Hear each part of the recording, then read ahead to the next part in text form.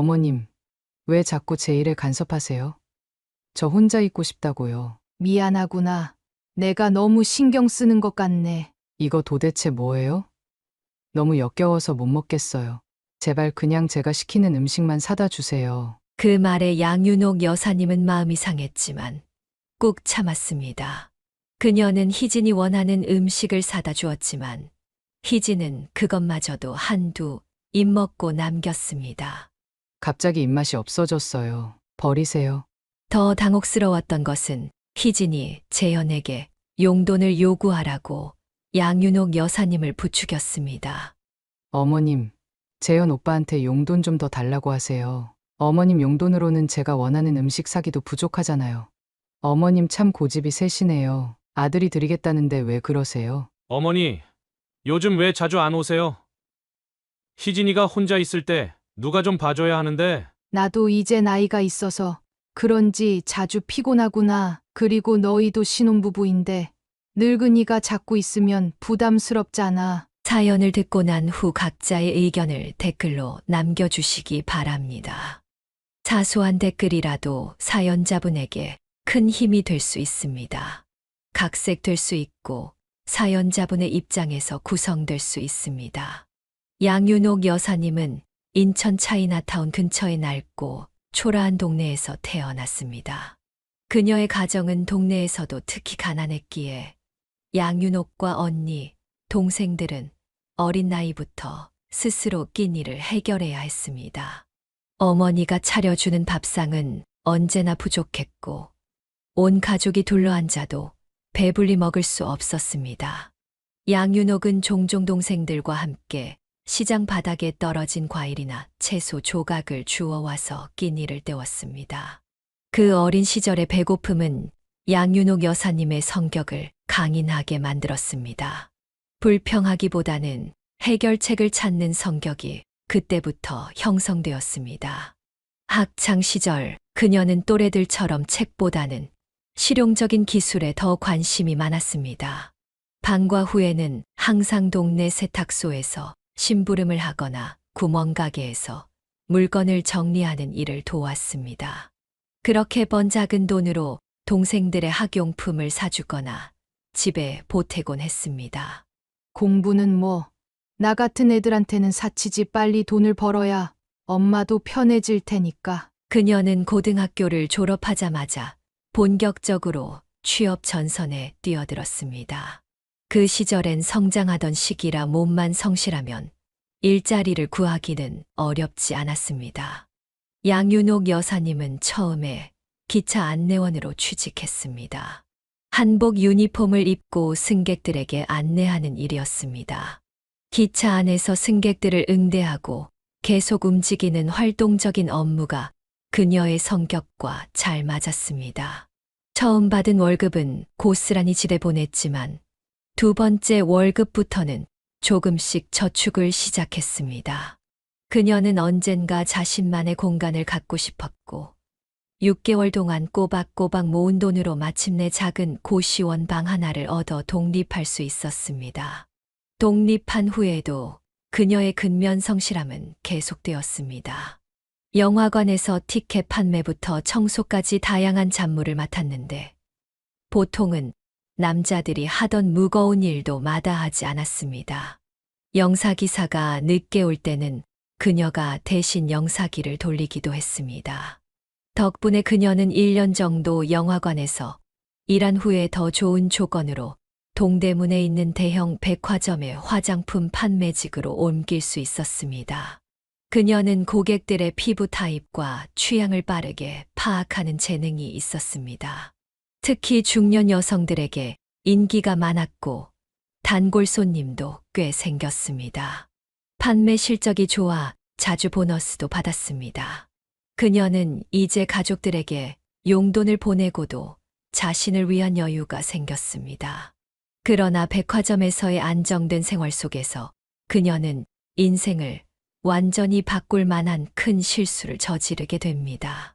자신의 힘으로 돈을 벌며 독립적인 삶을 살아가던 그녀의 앞에 운명처럼 나타난 한 남자는 그녀의 인생을 완전히 다른 방향으로 이끌게 됩니다. 동대문 백화점에서의 안정된 직장 생활은 양윤옥 여사님에게 작은 성취감을 안겨주었습니다. 그러나 인생이란 예측할 수 없는 법. 그녀의 삶에 가장 큰 변화를 가져온 사건은 바로 그곳에서 시작되었습니다. 백화점 3층 남성복 매장에서 근무하던 정석호라는 남자와의 만남이 그녀의 운명을 완전히 바꿔놓았습니다. 정석호는 같은 백화점 내에서도 한눈에 띄는 인물이었습니다. 180cm가 넘는 훤칠한 키에 갸름한 얼굴, 특히 그의 부드러운 미소는 여성 고객들 사이에서 인기 요인이었습니다. 매장 여직원들은 그가 지나갈 때마다 수군거리곤 했지만 양윤옥 여사님은 그런 분위기에 동참하지 않았습니다. 남자 얼굴 좋다고 밥 먹고 살 수 있나? 결국 중요한 건 돈이지. 그녀는 동료들의 수다에 이렇게 일축하곤 했습니다. 그녀에게는 가난에서 벗어나는 것이 최우선 목표였고 남자와의 로맨스 같은 것은 사치로 여겨졌습니다. 게다가 그녀는 스스로를 여성스럽지 못하다고 생각했습니다. 어릴 때부터 동생들을 돌보고 육체 노동을 해왔기에 그녀의 손은 거칠었고 태도도 다소 투박했습니다. 7월의 어느 저녁 예보에 없던 폭우가 쏟아지기 시작했습니다.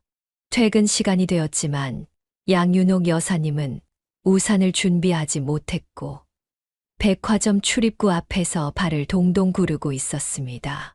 이런 날엔 택시를 타야 하나? 근데 너무 비싼데. 고민하고 있을 때 누군가 그녀의 등 뒤에서 다가왔습니다. 혹시 우산 없으세요?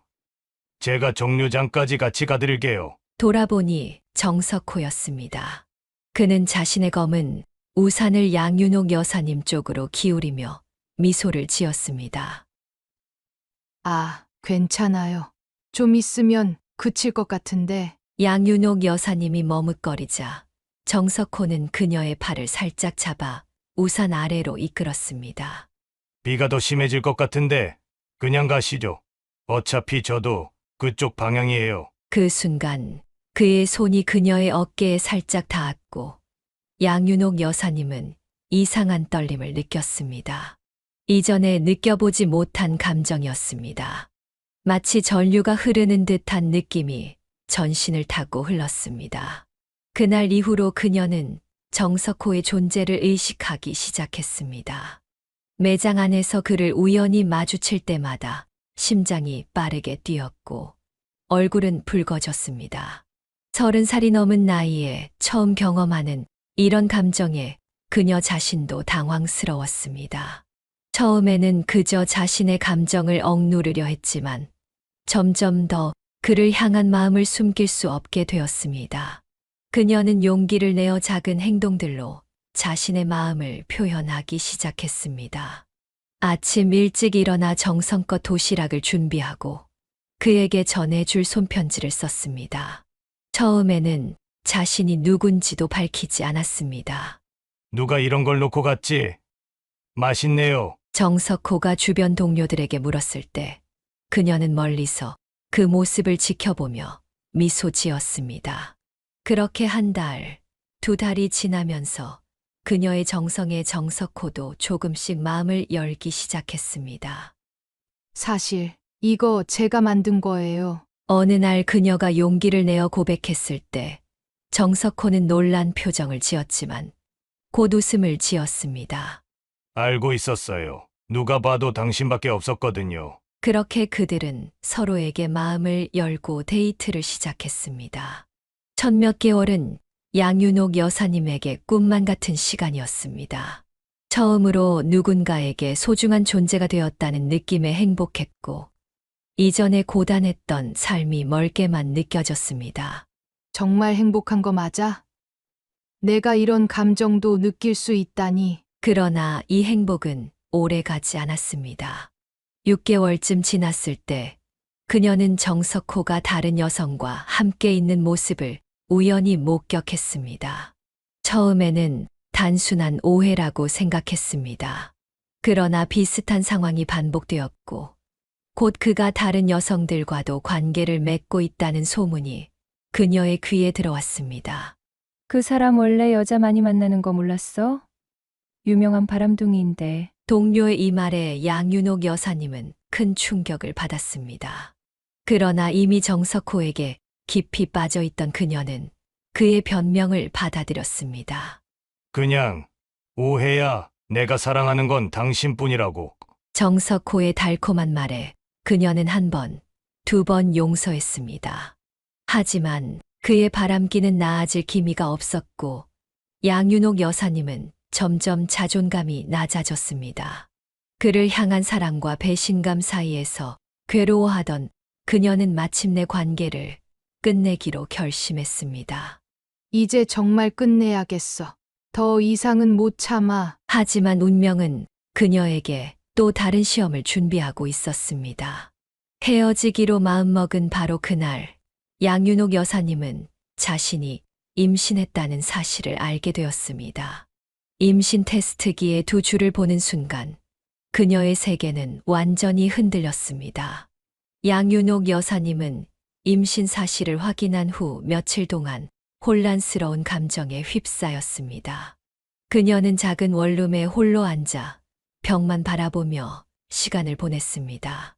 30이 넘은 나이에 미혼모가 된다는 것은 감당하기 어려운 상황이었습니다. 이 아이를 혼자 키울 수 있을까? 사람들의 손가락질은 어떻게 견디지? 하지만 책임감 강한 그녀는 낙태라는 선택지는 고려하지 않았습니다. 며칠 고민 끝에 그녀는 정석호에게 진실을 털어놓기로 결심했습니다. 석호 씨, 나 할 말이 있어요. 양윤옥 여사님은 떨리는 목소리로 임신 사실을 알렸습니다. 정석호의 표정이 일그러지는 것을 보며 그녀는 최악의 상황을 예상했습니다. 아, 그게 우선 진정하고 얘기해요. 정말 내 아이가 맞나요? 그의 첫 반응은 의심이었습니다. 양윤옥 여사님은 가슴이 찢어지는 듯한 아픔을 느꼈지만 담담하게 대답했습니다. 당신 말고 다른 남자를 만난 적 없어요. 내가 그런 사람으로 보여요? 정석호는 한동안 말이 없었습니다. 그는 자리에서 일어나 카페 난간을 바라보며 서 있었습니다. 양윤옥 여사님은 그가 자리를 떠날까 두려워 숨소리조차 내지 못했습니다. 일주일만 시간을 줘요. 내가 뭘 할 수 있는지 생각해 볼게요. 그 일주일은 양윤옥 여사님에게 영원처럼 느껴졌습니다. 그녀는 출근도 제대로 하지 못했고 밤마다 눈물로 베개를 적셨습니다. 그리고 마침내 정석호가 연락을 했습니다. 내일 저녁에 만납시다. 중요한 얘기가 있어요. 다음 날 저녁 그들은 한강변 공원에서 만났습니다. 가을 바람이 쌀쌀하게 불어왔고 노을이 강물에 붉게 물들고 있었습니다. 많이 생각해 봤어요. 나도 내 아이에 대한 책임을 져야겠다고 생각했어요. 결혼하실래요? 양윤옥 여사님은 놀라서 말을 잇지 못했습니다. 그의 제안이 진정 사랑에서 비롯된 것인지 아니면 단순한 책임감 때문인지 구분할 수 없었습니다. 하지만 그녀의 상황에서 더 나은 선택지는 없었습니다. 정말 그래도 괜찮아요? 후회하지 않을까요? 걱정 마세요. 앞으로는 제대로 된 남편이 되겠습니다. 정석호는 그녀의 손을 꼭 잡으며 약속했습니다. 그의 눈빛에서 진심을 읽고 싶었던 양윤옥 여사님은 희망의 끈을 놓지 않았습니다. 결혼하면 달라질 거야. 책임감 있는 남편과 아버지가 될 거야. 그녀는 스스로에게 되뇌었습니다. 그들의 결혼식은 매우 간소했습니다. 양윤옥 여사님의 부모님은 이미 돌아가셨고 언니와 동생들만 참석했습니다. 정석호 쪽에서도 부모님과 몇몇 친척들만 왔습니다. 하객들의 표정에서 그녀는 서둘러 진행된 결혼에 대한 의구심을 읽을 수 있었습니다. 결혼 2달 후 양윤옥 여사님은 건강한 사내 아이를 출산했습니다. 태어난 아들은 재현이라는 이름을 갖게 되었습니다. 재현이의 탄생은 양윤옥 여사님에게 새로운 삶의 의미를 부여했습니다. 그녀는 밤낮으로 아기를 돌보며 행복을 느꼈고 정석호도 처음에는 좋은 아버지가 되려고 노력했습니다. 우리 아들, 아빠 닮아서 정말 잘생겼네. 앞으로 공부 많이 시켜서 대학까지 보내야지. 정석호는 아들을 안고 이렇게 말하며 미소를 지었습니다. 그 모습을 보며 양윤옥 여사님은 정말 가정이 행복해질 수 있을 거라는 희망을 품었습니다. 그들의 결혼 생활은 재현이가 2살이 될 때까지는 비교적 평탄했습니다. 정석호는 백화점에서 매니저로 승진했고 양윤옥 여사님은 육아에 전념했습니다. 그들은 작은 임대 아파트로 이사했고 비록 넉넉하지는 않았지만 평범한 가정의 모습을 갖추었습니다. 하지만 서서히 불안의 그림자가 드리우기 시작했습니다. 정석호의 귀가 시간이 점점 늦어졌고 주말에는 급한 회의나 손님 접대를 이유로 자리를 비우는 일이 잦아졌습니다. 처음에는 양윤옥 여사님도 남편의 일을 이해하려고 노력했습니다. 요즘 일이 많아서 그래. 승진하고 책임이 커진 거니까. 그러나 어느 날 밤 정석호가 돌아왔을 때 그녀는 낯선 향수 냄새를 맡았습니다. 그 순간 그녀의 가슴은 차갑게 식었습니다. 그녀의 불안은 현실이 되어가고 있었습니다. 낯선 향수 냄새를 시작으로 양윤옥 여사님의 결혼 생활은 급격히 악화되었습니다. 정석호는 점점 더 늦게 귀가했고 어떤 날은 아예 집에 들어오지 않기도 했습니다. 그녀가 묻지 않아도 그는 온갖 변명을 늘어놓았습니다. 회사에서 중요한 계약이 있어서 그만. 내일은 일찍 들어올게. 처음에는 그의 말을 믿으려 했지만 반복되는 패턴에 양윤옥 여사님의 인내심은 한계에 도달했습니다. 그녀는 어느 날 재현이를 이웃집에 맡기고 남편의 퇴근 시간에 백화점으로 향했습니다. 2시간이 넘게 기다려도 남편은 나타나지 않았습니다. 석호 씨 퇴근했나요? 그녀가 남성복 매장의 직원에게 물었을 때 의외의 대답이 돌아왔습니다. 아, 매니저님은 1시간 전에 나가셨어요.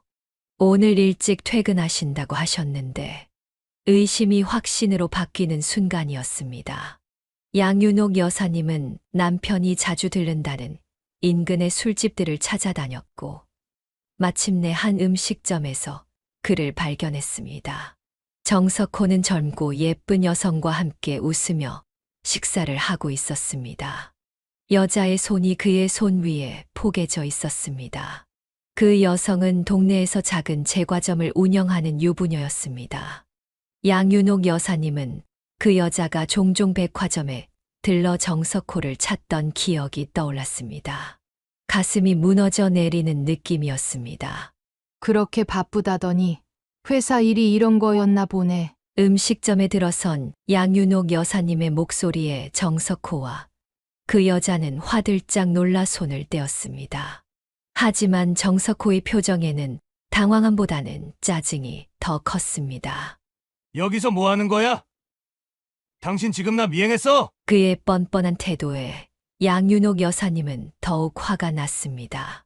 그들은 그 자리에서 격렬한 언쟁을 벌였고 결국 식당 주인이 개입해 상황을 진정시켜야 했습니다. 집으로 돌아오는 택시 안에서 그들은 말없이 앉아 있었습니다. 집에 도착한 후 정석호는 짐을 챙기기 시작했습니다. 당분간 회사 근처 여관에서 지낼 거야. 서로 냉정할 시간이 필요해. 양윤옥 여사님은 이것이 끝의 시작임을 직감했습니다. 그녀는 울지 않으려고 입술을 깨물었지만 눈물은 멈추지 않았습니다. 그러든지 어차피 당신은 우리 가족에게 관심도 없잖아. 애 아빠로서의 책임이라도 다했으면 좋겠네. 정석호는 짐을 들고 문을 나섰고 그것이 그가 이 집을 떠나는 마지막 모습이었습니다. 그 후로도 그는 한동안 생활비를 보내왔지만 점점 그 액수는 줄어들었고 약 1년 후에는 완전히 끊겼습니다. 양윤옥 여사님은 여러 번 전화를 걸어 항의했지만 결국 그의 번호는 더 이상 연결되지 않았습니다. 주변 사람들에게는 남편이 장기 출장을 갔다고 둘러댔습니다. 1980년대 초반 한국 사회에서 이혼과 편모 가정은 여전히 큰 낙인이었기 때문입니다. 하지만 시간이 흐르면서 그런 거짓말도 유지하기 어려워졌습니다. 엄마, 아빠는 언제 와요? 4살이 된 재현이의 질문에 양윤옥 여사님은 가슴이 찢어지는 아픔을 느꼈습니다. 아빠는 멀리 일하러 가셨어. 곧 올 거야. 하지만 그 곧은 결코 오지 않았습니다. 정석호는 이후로 단 한 번도 아들을 찾아오지 않았고 경제적 지원도 전화 한 통도 없었습니다. 양윤옥 여사님은 결국 홀로 재현이를 키우기로 마음을 굳혔습니다. 생활을 꾸려나가기 위해 그녀는 다시 일터로 나섰습니다. 백화점을 그만두고 이번에는 식당, 청소부, 공장 노동자 등 가능한 모든 일을 찾아 나섰습니다. 낮에는 공장에서 일하고 저녁에는 음식점에서 설거지를 했습니다. 주말에도 아파트 청소 일을 했습니다. 엄마, 왜 이렇게 늦게 와요? 배고파요. 미안해, 재현아. 엄마가 일이 많아서 금방 맛있는 거 해줄게. 그녀는 종종 지친 몸으로 늦게 귀가했지만 아들을 위해 항상 웃는 얼굴을 유지했습니다. 재현이는 점점 자라면서 상황을 이해하기 시작했고 일찍부터 철이 들었습니다. 5살부터 혼자 집에 있는 시간이 많았지만 그는 결코 불평하지 않았습니다. 6살이 되자 재현이는 스스로 아침을 챙겨 먹고 유치원에 갔으며 초등학생이 되어서는 집안일도 돕기 시작했습니다. 그는 또래 아이들보다 훨씬 성숙했고 책임감이 강했습니다. 엄마, 내가 밥 차렸어. 피곤할 텐데 와서 먹어. 10살 재현이가 엄마를 위해 밥상을 차리는 모습에 양윤옥 여사님은 미안함과 고마움이 교차했습니다. 아빠 없이 자라는 아들이 상처받지 않도록 그녀는 더욱 열심히 일했고 가능한 모든 시간을 아들과 보내려 노력했습니다. 재현이는 학교에서도 우수한 성적을 유지했습니다. 중학교에 입학할 때는 장학금을 받았고 고등학교에서도 항상 상위권을 유지했습니다. 그의 꿈은 대학에 가서 어머니가 더 이상 고생하지 않도록 좋은 직장을 갖는 것이었습니다. 엄마, 내가 꼭 성공해서 엄마 편하게 해드릴게요. 약속해요. 이런 아들의 다짐에 양윤옥 여사님은 눈물을 감출 수 없었습니다. 모든 고생이 보상받는 순간이었습니다.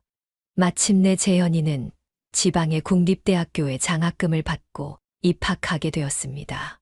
공학을 전공하기로 한 그는 기숙사 생활을 시작했고 양윤옥 여사님은 처음으로 혼자 사는 시간을 갖게 되었습니다.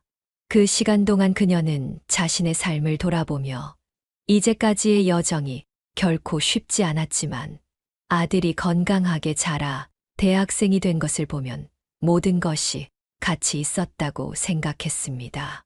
대학 생활 중에 재현은 군입대를 했고 성실한 태도로 모범 병사로 선정되어 표창장까지 받았습니다.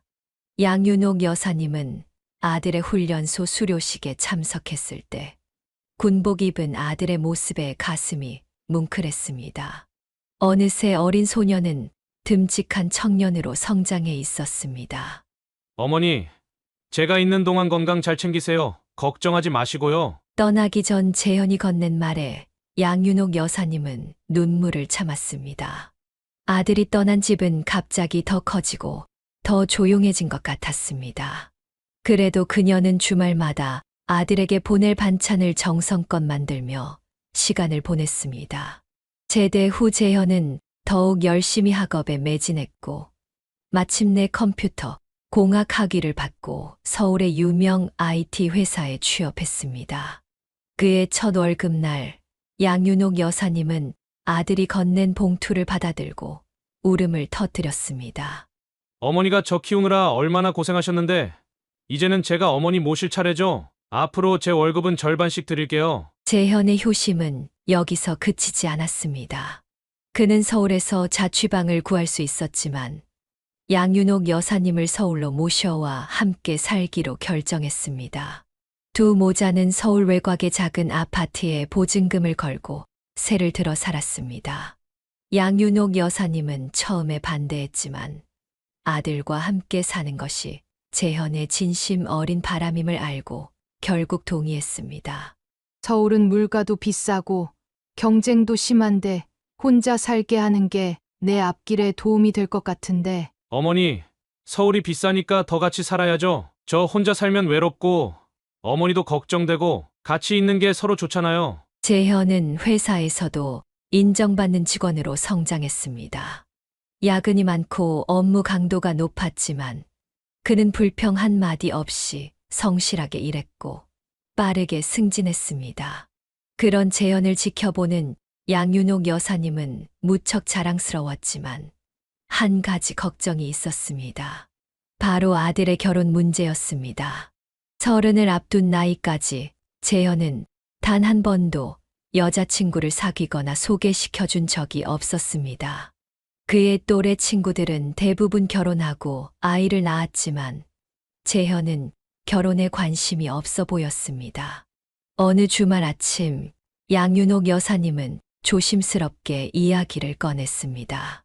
재현아, 엄마가 물어봐도 될까? 혹시 마음에 드는 여자라도 있니? 재현은 신문에서 고개를 들고 잠시 생각하더니 미소를 지었습니다. 없어요. 어머니, 지금은 회사 일이 바빠서 그런 생각할 겨를이 없네요. 그래도 이제 나이가 있잖니. 결혼도 적기가 있는 거야. 너무 늦으면 좋은 짝 만나기 어려워. 걱정 마세요. 좋은 사람 만나면 결혼할게요. 근데 지금은 어머니랑 같이 지내는 게 더 좋은 거려. 그의 대답에 양윤옥 여사님은 안심하는 듯 했지만 마음속으로는 자신이 아들의 발목을 잡고 있는 것은 아닌지 걱정이 들었습니다. 그녀는 지인들을 통해 몇 번 재현에게 선을 주선했습니다. 처음에 재현은 마지못해 응했고 실제로 몇 명의 여성들과 만남을 가졌습니다. 어떠니? 오늘 만난 사람? 괜찮은 분이었어요. 하지만 서로 맞는 것 같진 않았어요. 이런 대답이 반복될수록 양윤옥 여사님은 더욱 걱정이 되었습니다. 재현이 여러 번 선을 보았지만 항상 결과는 같았습니다. 여성들은 처음에는 재현의 성실함과 든든함에 호감을 보였지만 그의 조용하고 무뚝뚝한 성격과 어머니를 모시고 사는 상황에 부담을 느끼는 듯 했습니다. 어느 날 재현은 또 한 번의 선 자리에서 돌아와 평소보다 풀이 죽은 모습이었습니다. 무슨 일 있었니? 오늘은 분위기가 안 좋아 보이네. 아니에요. 그냥 재현은 말을 머뭇거리다가 깊은 한숨을 내쉬었습니다. 사실 오늘 만난 분이 솔직하게 말해주더라고요. 제가 어머니를 모시고 산다는 점이 부담스럽대요. 요즘 젊은 사람들은 시댁과 따로 살고 싶어 한다고. 양윤옥 여사님은 가슴이 찢어지는 듯한 아픔을 느꼈습니다. 자신 때문에 아들의 행복이 가로막히고 있다는 생각에 괴로웠습니다. 재현아, 그럼 엄마가 다시 고향으로 내려갈까?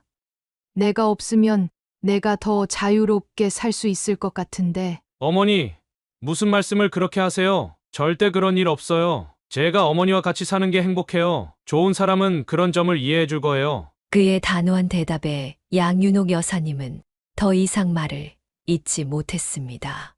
하지만 그날 밤 그녀는 오랫동안 잠을 이루지 못했습니다. 자신이 아들의 미래를 방해하고 있다는 생각이 머릿속에서 떠나지 않았습니다. 시간이 흐르면서 재현은 점점 더 선자리에 가는 것을 꺼리게 되었고 결혼 이야기만 나오면 화제를 돌리곤 했습니다. 그의 표정에서 양윤옥 여사님은 결혼에 대한 의지가 점점 사라져가는 것을 느낄 수 있었습니다. 하지만 그녀는 포기하지 않았습니다. 아들에게 정상적인 가정을 꾸리게 해주고 싶었고 손주도 보고 싶었습니다. 무엇보다 아들이 그녀 때문에 희생하고 있다는 생각에 마음이 아팠습니다. 양윤옥 여사님은 자신의 실패한 결혼 생활과 달리 아들은 행복한 가정을 이루길 간절히 바랐습니다. 어떻게든 재현이에게 좋은 짝을 만나게 해줘야 해. 내가 아무리 힘들어도 그녀는 재현의 행복을 위해 더 적극적으로 방법을 찾기로 마음먹었습니다. 그리고 그 결심은 곧 예상치 못한 기회로 이어지게 됩니다. 양윤옥 여사님은 나이가 들어서도 일하는 습관을 놓지 않았습니다. 재현이 취직한 후에도 그녀는 동네 학교에서 급식 도우미로 일했습니다. 그렇게 번 돈은 거의 쓰지 않고 모아두었습니다. 아들 재현에게 경제적으로 의존하지 않기 위해서였습니다. 어머니, 제가 머리가 괜찮은데 왜 그렇게 무리하세요? 이제 쉬셔도 되는데. 일하는 게 건강에 좋아. 가만히 있으면 오히려 늙는 거야. 그리고 내 용돈은 내가 벌어야지. 그녀는 매주 월요일이면 주급을 받아 인근 국민은행 지점에 예금을 하러 갔습니다. 은행이 집에서 조금 멀었기에 가끔 재현이 퇴근 후나 주말에 차로 데려다 주곤 했습니다. 어느 봄날 양윤옥 여사님이 평소처럼 은행에 들어서자 창구에 젊은 여직원이 앉아 있었습니다. 이전에 보지 못했던 얼굴이었습니다. 안녕하세요. 어떻게 도와드릴까요? 적금 하나 들려고요. 그 여직원은 친절하게 웃으며 업무를 처리해 주었습니다. 이름표에는 서희진이라고 적혀 있었습니다. 그녀는 20대 후반으로 보였고 단정한 모습과 부드러운 말투가 인상적이었습니다. 아주머니, 매주 정기적으로 저축하시는 거 정말 대단하세요. 요즘 젊은 사람들은 저축보다 소비를 더 많이 한다고요. 그러게 말이야. 우리 시절에는 무조건 아껴 쓰고 모으는 게 미덕이었지. 지금 세상은 많이 달라졌구나. 그렇게 몇 마디 이야기를 나누고 양윤옥 여사님은 은행을 나왔습니다. 다음 주에 다시 방문했을 때도 서희진 씨가 응대해 주었고 그녀는 양윤옥 여사님을 알아보고 반갑게 인사했습니다. 이렇게 매주 만나다 보니 자연스럽게 대화가 이어졌고 양윤옥 여사님은 희진에게 아들 이야기를 하게 되었습니다. 우리 아들이 IT 회사에 다니는데 정말 효자예요. 나이가 30인데도 아직 장가를 안 갔어. 아드님께서 어머니를 많이 생각하시나 보네요.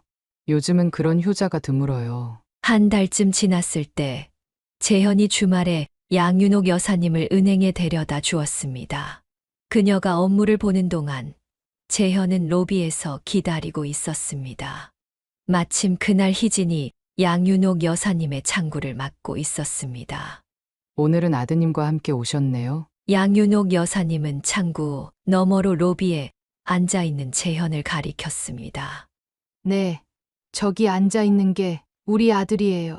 희진은 살짝 고개를 들어 재현을 보았고 미소를 지었습니다. 업무를 마치고 나오던 양윤옥 여사님은 문득 좋은 생각이 떠올랐습니다.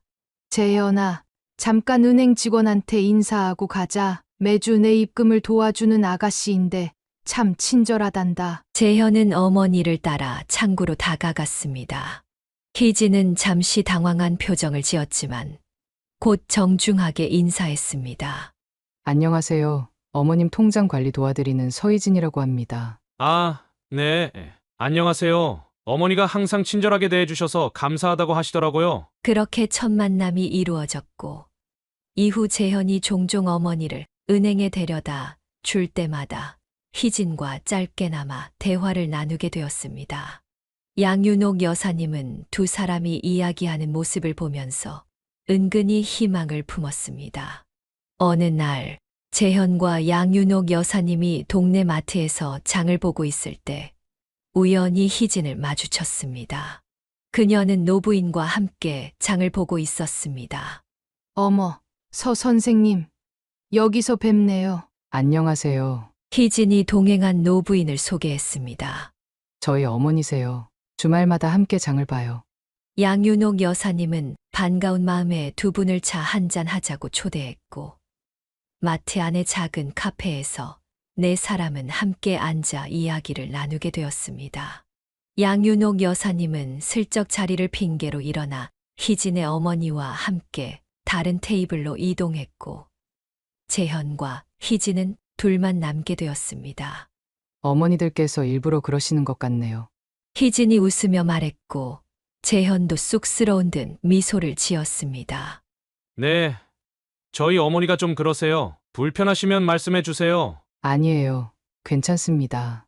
사실 매주 은행에서 어머님과 이야기하면서 재현 씨 이야기를 많이 들었거든요. 한 번쯤 더 길게 대화해보고 싶었어요. 그들의 대화는 생각보다 자연스럽게 이어졌습니다. 재현은 평소 말수가 적었지만 희진과는 공통 관심사가 많았습니다. 두 사람 모두 독서를 좋아했고 특히 역사 소설에 관심이 많았습니다. 또한 희진도 어릴 때 아버지를 여의고 어머니와 함께 살아왔다는 공통점이 있었습니다. 이후 몇 주 동안 양윤옥 여사님이 은행에 방문할 때마다 희진은 재현에 대해 더 물어보았습니다. 양윤옥 여사님도 은근히 아들 자랑을 늘어놓았습니다. 우리 아들이 요리도 잘하고 집안일도 도와주고 정말 괜찮은 사람이에요. 다만 조금 내성적인 편이라 여자들이 처음에는 오해하기도 하더라고요. 아드님께서 매우 성실하고 책임감 있어 보이세요. 요즘 세상에 그런 남자분 찾기 어려워요. 한편 재현도 은행에 가는 횟수가 늘어났습니다. 어머니 용무가 없어도 간단한 업무를 핑계로 희진을 만나러 가곤 했습니다. 양윤옥 여사님은 이런 아들의 변화를 눈치채고 은근히 기뻐했지만 너무 티를 내지 않으려 노력했습니다. 한 달이 지난 어느 토요일 저녁, 재현은 양윤옥 여사님에게 조심스럽게 말을 꺼냈습니다. 어머니, 사실 내일 희진 씨와 약속이 있어요. 양윤옥 여사님은 놀란 척했지만 속으로는 환호하고 있었습니다. 그래, 어디 가기로 했니? 서로 좋아하는 작가의 북 콘서트가 있어서요. 희진 씨가 티켓이 2장 있다고 같이 가자고 하더라고요. 그거 참 좋겠구나. 잘 다녀오렴. 이렇게 두 사람의 만남이 시작되었고 점차 데이트 횟수가 늘어났습니다. 재현은 오랜만에 활기를 띠었고 퇴근 후 양윤옥 여사님에게 희진과의 대화나 데이트 내용을 종종 들려주었습니다. 양윤옥 여사님은 아들의 행복한 모습을 보며 마음속으로 기도했습니다. 이번엔 정말 잘 되길, 우리 아들이 행복한 가정을 이룰 수 있기를. 희진은 재현과 달리 활발하고 사교적이었지만 가정을 중요시하는 가치관과 부모님에 대한 공경심이 강했습니다.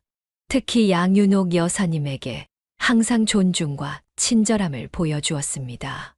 이런 모습에 양윤옥 여사님은 희진을 점점 더 마음에 들어 했습니다. 재현과 희진의 만남은 꽃을 피우듯 자연스럽게 발전했습니다. 두 사람은 약 6개월간 데이트를 하며 서로에 대해 깊이 알아갔고 가치관과 미래에 대한 생각이 놀랍도록 잘 맞았습니다. 희진은 처음부터 재현의 성실함과 가족을 중요시하는 마음에 깊은 감동을 받았고 재현은 희진의 밝은 에너지와 따뜻한 성품에 끌렸습니다. 단풍이 아름답게 물든 어느 주말, 재현은 양윤옥 여사님에게 중대한 발표를 했습니다. 어머니, 저 희진 씨한테 청혼했어요. 그리고 승낙받았습니다. 양윤옥 여사님은 놀라움과 기쁨에 잠시 말을 잇지 못했습니다. 그녀의 눈가에 눈물이 맺혔습니다. 정말이니? 우리 아들 드디어. 그녀는 말을 잇지 못한 채 재현을 꼭 껴안았습니다. 오랜 기다림 끝에 찾아온 기쁨이었습니다. 내일 희진이가 정식으로 인사드리러 오겠대요. 저녁 식사도 같이 하고요. 다음 날 희진은 정성스럽게 준비한 선물을 들고 양윤옥 여사님의 집을 방문했습니다. 그녀는 평소보다 더 긴장한 모습이었지만 따뜻한 미소로 공손하게 인사했습니다. 어머님, 제가 정식으로 인사드리게 되어 정말 기쁩니다. 앞으로 재현 씨와 함께 행복한 가정을 이루고 싶습니다. 어머님께도 좋은 며느리가 되도록 노력하겠습니다. 양윤옥 여사님은 희진의 진심, 어린 인사에 감동했습니다. 식사 자리에서 희진은 평소 은행에서 만날 때보다 더 활기차고 재치 있는 모습을 보여주었고, 양윤옥 여사님을 위한 배려심도 곳곳에서 느껴졌습니다. 식사를 마친 후 재현이 설거지를 하러 간 사이 희진과 양윤옥 여사님은 거실에서 차를 마시며 좀 더 깊은 대화를 나눴습니다. 사실 제가 좀 걱정이 있어요, 어머님. 희진이 조심스럽게 말을 꺼냈습니다. 무슨 걱정인데? 결혼하면 어머님과 저희 엄마 두 분을 어떻게 모셔야 할지 고민이에요. 제 어머니도 지금 혼자 계시거든요. 두 분 다 소중하신데 양윤옥 여사님은 희진의 효심, 어린 고민에 감동했습니다. 많은 젊은이들이 부모와 함께 사는 것을 부담스러워하는 시대에 오히려 양가 어머니들을 어떻게 잘 모실지 걱정하는 예비 며느리가 고마웠습니다. 그런 걱정을 하다니. 넌 정말 착한 아이구나. 하지만 너무 부담 갖지 마. 우리 같은 늙은이들은 그저 자식들이 행복하게 사는 모습만 봐도 좋게. 희진은 고개를 저었습니다. 아니에요, 어머님. 저는 재현 씨랑 결혼하면 어머님도 함께 모시고 싶어요. 우리 엄마는 아직 젊으셔서 혼자 계시는 걸 오히려 편해하시거든요.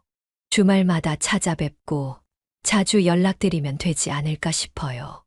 양윤옥 여사님은 희진의 제안에 깊은 감동을 느꼈지만 한편으로는 젊은 부부의 새 출발의 짐이 될까 걱정되었습니다. 아가, 그렇게 말해주니 고맙지만 신혼부부가 시어머니와 함께 산다는 건 쉬운 일이 아니야. 나는 너희가 새 출발을 하는 게 더 좋을 것 같아. 하지만 희진은 진심으로 양윤옥 여사님과 함께 살고 싶다는 뜻을 굽히지 않았고, 나중에 재현도 이 대화에 합류해 같은 의견을 피력했습니다. 결국 양윤옥 여사님은 그들의 진심 어린 제안을 받아들이기로 했습니다. 상견례는 조용한 한식당에서 이루어졌습니다. 희진의 어머니 김미숙 씨는 품이 있고 지적인 분위기의 여성이었습니다. 그녀 역시 일찍 남편을 여의고 딸을 홀로 키운 공통점이 있어서인지 양윤옥 여사님과 금세 친밀한 대화를 나누었습니다. 우리 딸이 항상 재현 씨 이야기를 하더니 정말 듬직하고 좋은 청년이네요. 이렇게 만나게 되어 기쁩니다. 저도 희진이를 처음 봤을 때부터 마음에 들었어요. 우리 아들과 정말 잘 어울리는 것 같아요. 양가 어머니들의 화기애애한 분위기 속에서 결혼 준비는 순조롭게 진행되었습니다. 재현은 결혼을 앞두고 회사에서 승진도 하게 되어 더욱 기뻤습니다. 그는 그동안 모아둔 돈으로 강남의 작은 아파트를 계약금을 내고 구입했고, 희진의 의사를 존중해 공동명의로 등기했습니다. 자기야, 이렇게 비싼 아파트를 다 공동명의로 해주다니. 나는 별로 돈 모은 것도 없는데. 우리 둘이 함께 일구는 가정이니까 당연한 거지. 앞으로 내가 더 많이 벌 수도 있잖아. 재현은 예물도 아낌없이 준비했습니다. 희진이 부담스러워했지만 재현은 평생 함께할 사람에게 최선을 다하고 싶다고 말했습니다. 벚꽃이 흩날리는 4월의 어느 토요일, 두 사람은 마침내 결혼식을 올렸습니다. 양윤옥 여사님은 아들의 턱시도 자태를 보며 눈물을 감추지 못했습니다. 그토록 바라던 아들의 결혼식이 마침내 이루어진 것입니다. 희진은 순백의 웨딩드레스 차림으로 아버지 대신 오빠의 팔에 의지해 입장했고, 모든 하객들의 시선을 사로잡았습니다. 여러분 앞에서 이 사람과 평생을 함께하겠다고 약속합니다. 좋을 때나 나쁠 때나, 건강할 때나 아플 때나. 두 사람의 서약이 끝나고 결혼 반지를 교환할 때 양윤옥 여사님과 김미숙 씨는 나란히 앉아 눈물을 훔쳤습니다. 그들의 눈물 속에는 기쁨과 함께 홀로 자식을 키워온 세월의 무게가 담겨 있었습니다. 결혼식 후 재현과 희진 부부는 하와이로 일주일간의 신혼여행을 다녀왔습니다.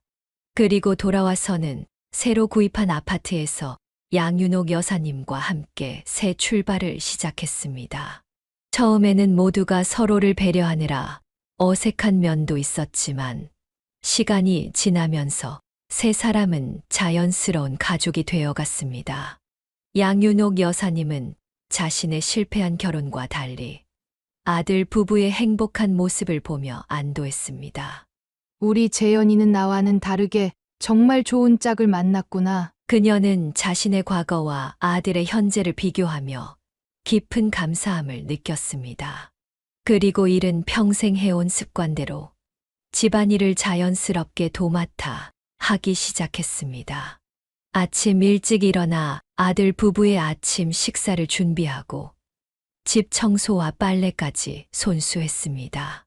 처음 함께 살기 시작했을 때 세 사람의 생활은 비교적 평화로웠습니다.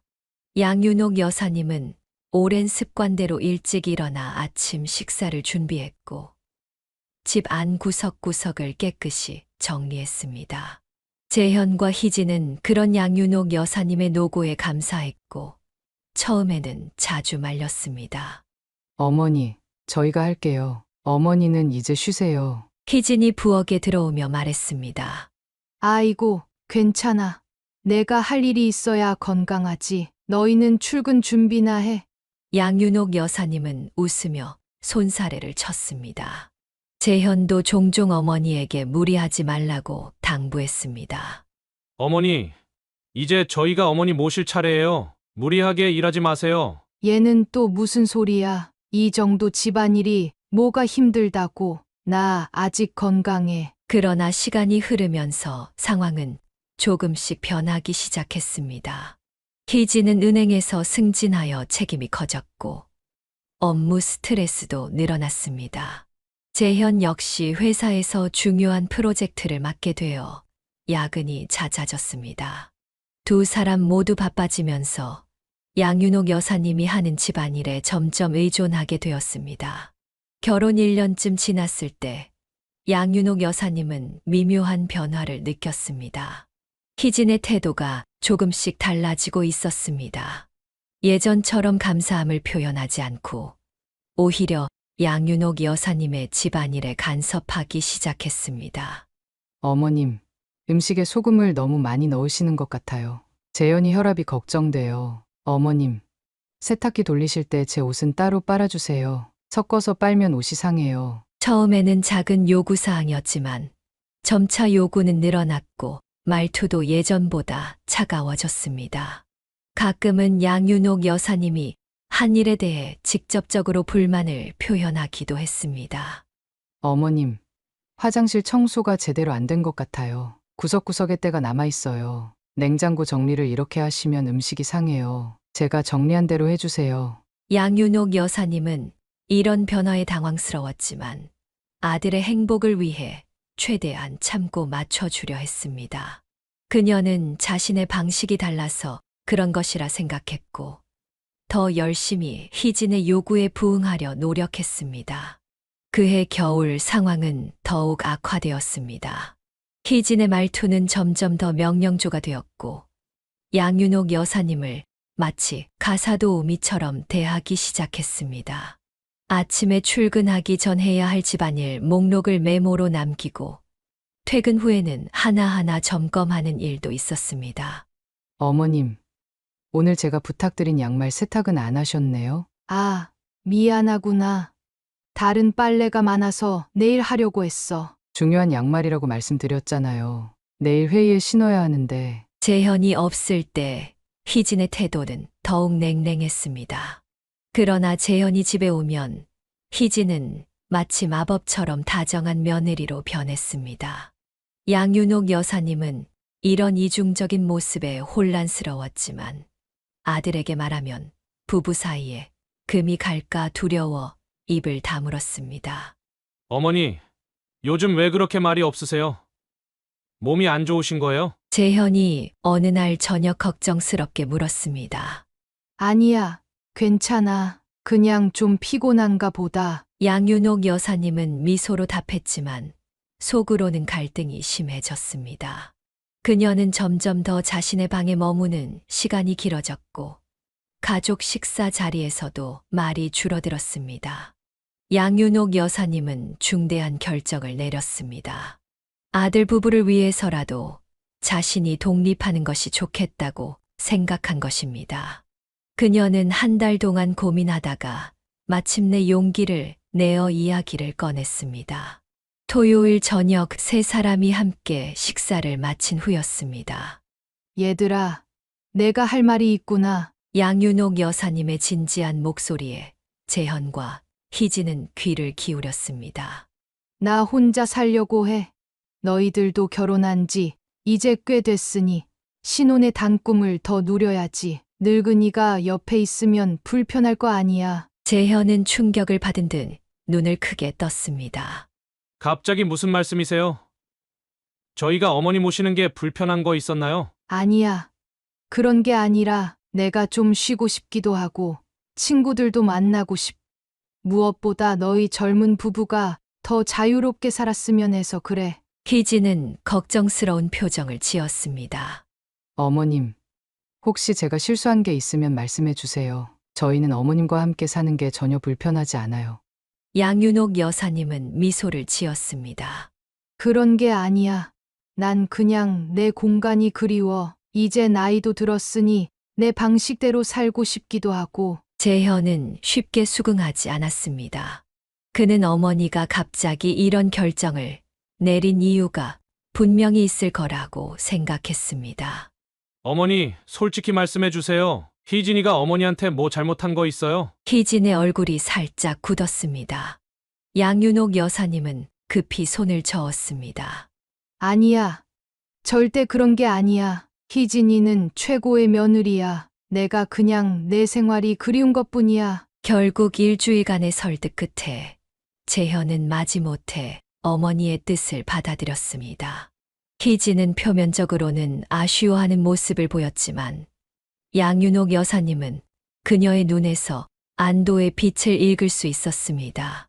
재현이 없는 어느 날, 희진이 양윤옥 여사님의 방을 찾아왔습니다.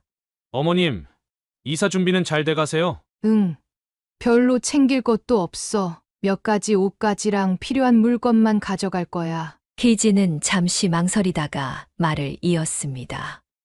사실 제가 남편 설득할게요. 어머님은 원하시는 대로 하셔도 돼요. 너무 걱정 마세요. 그 말에는 양가적인 의미가 담겨 있었습니다.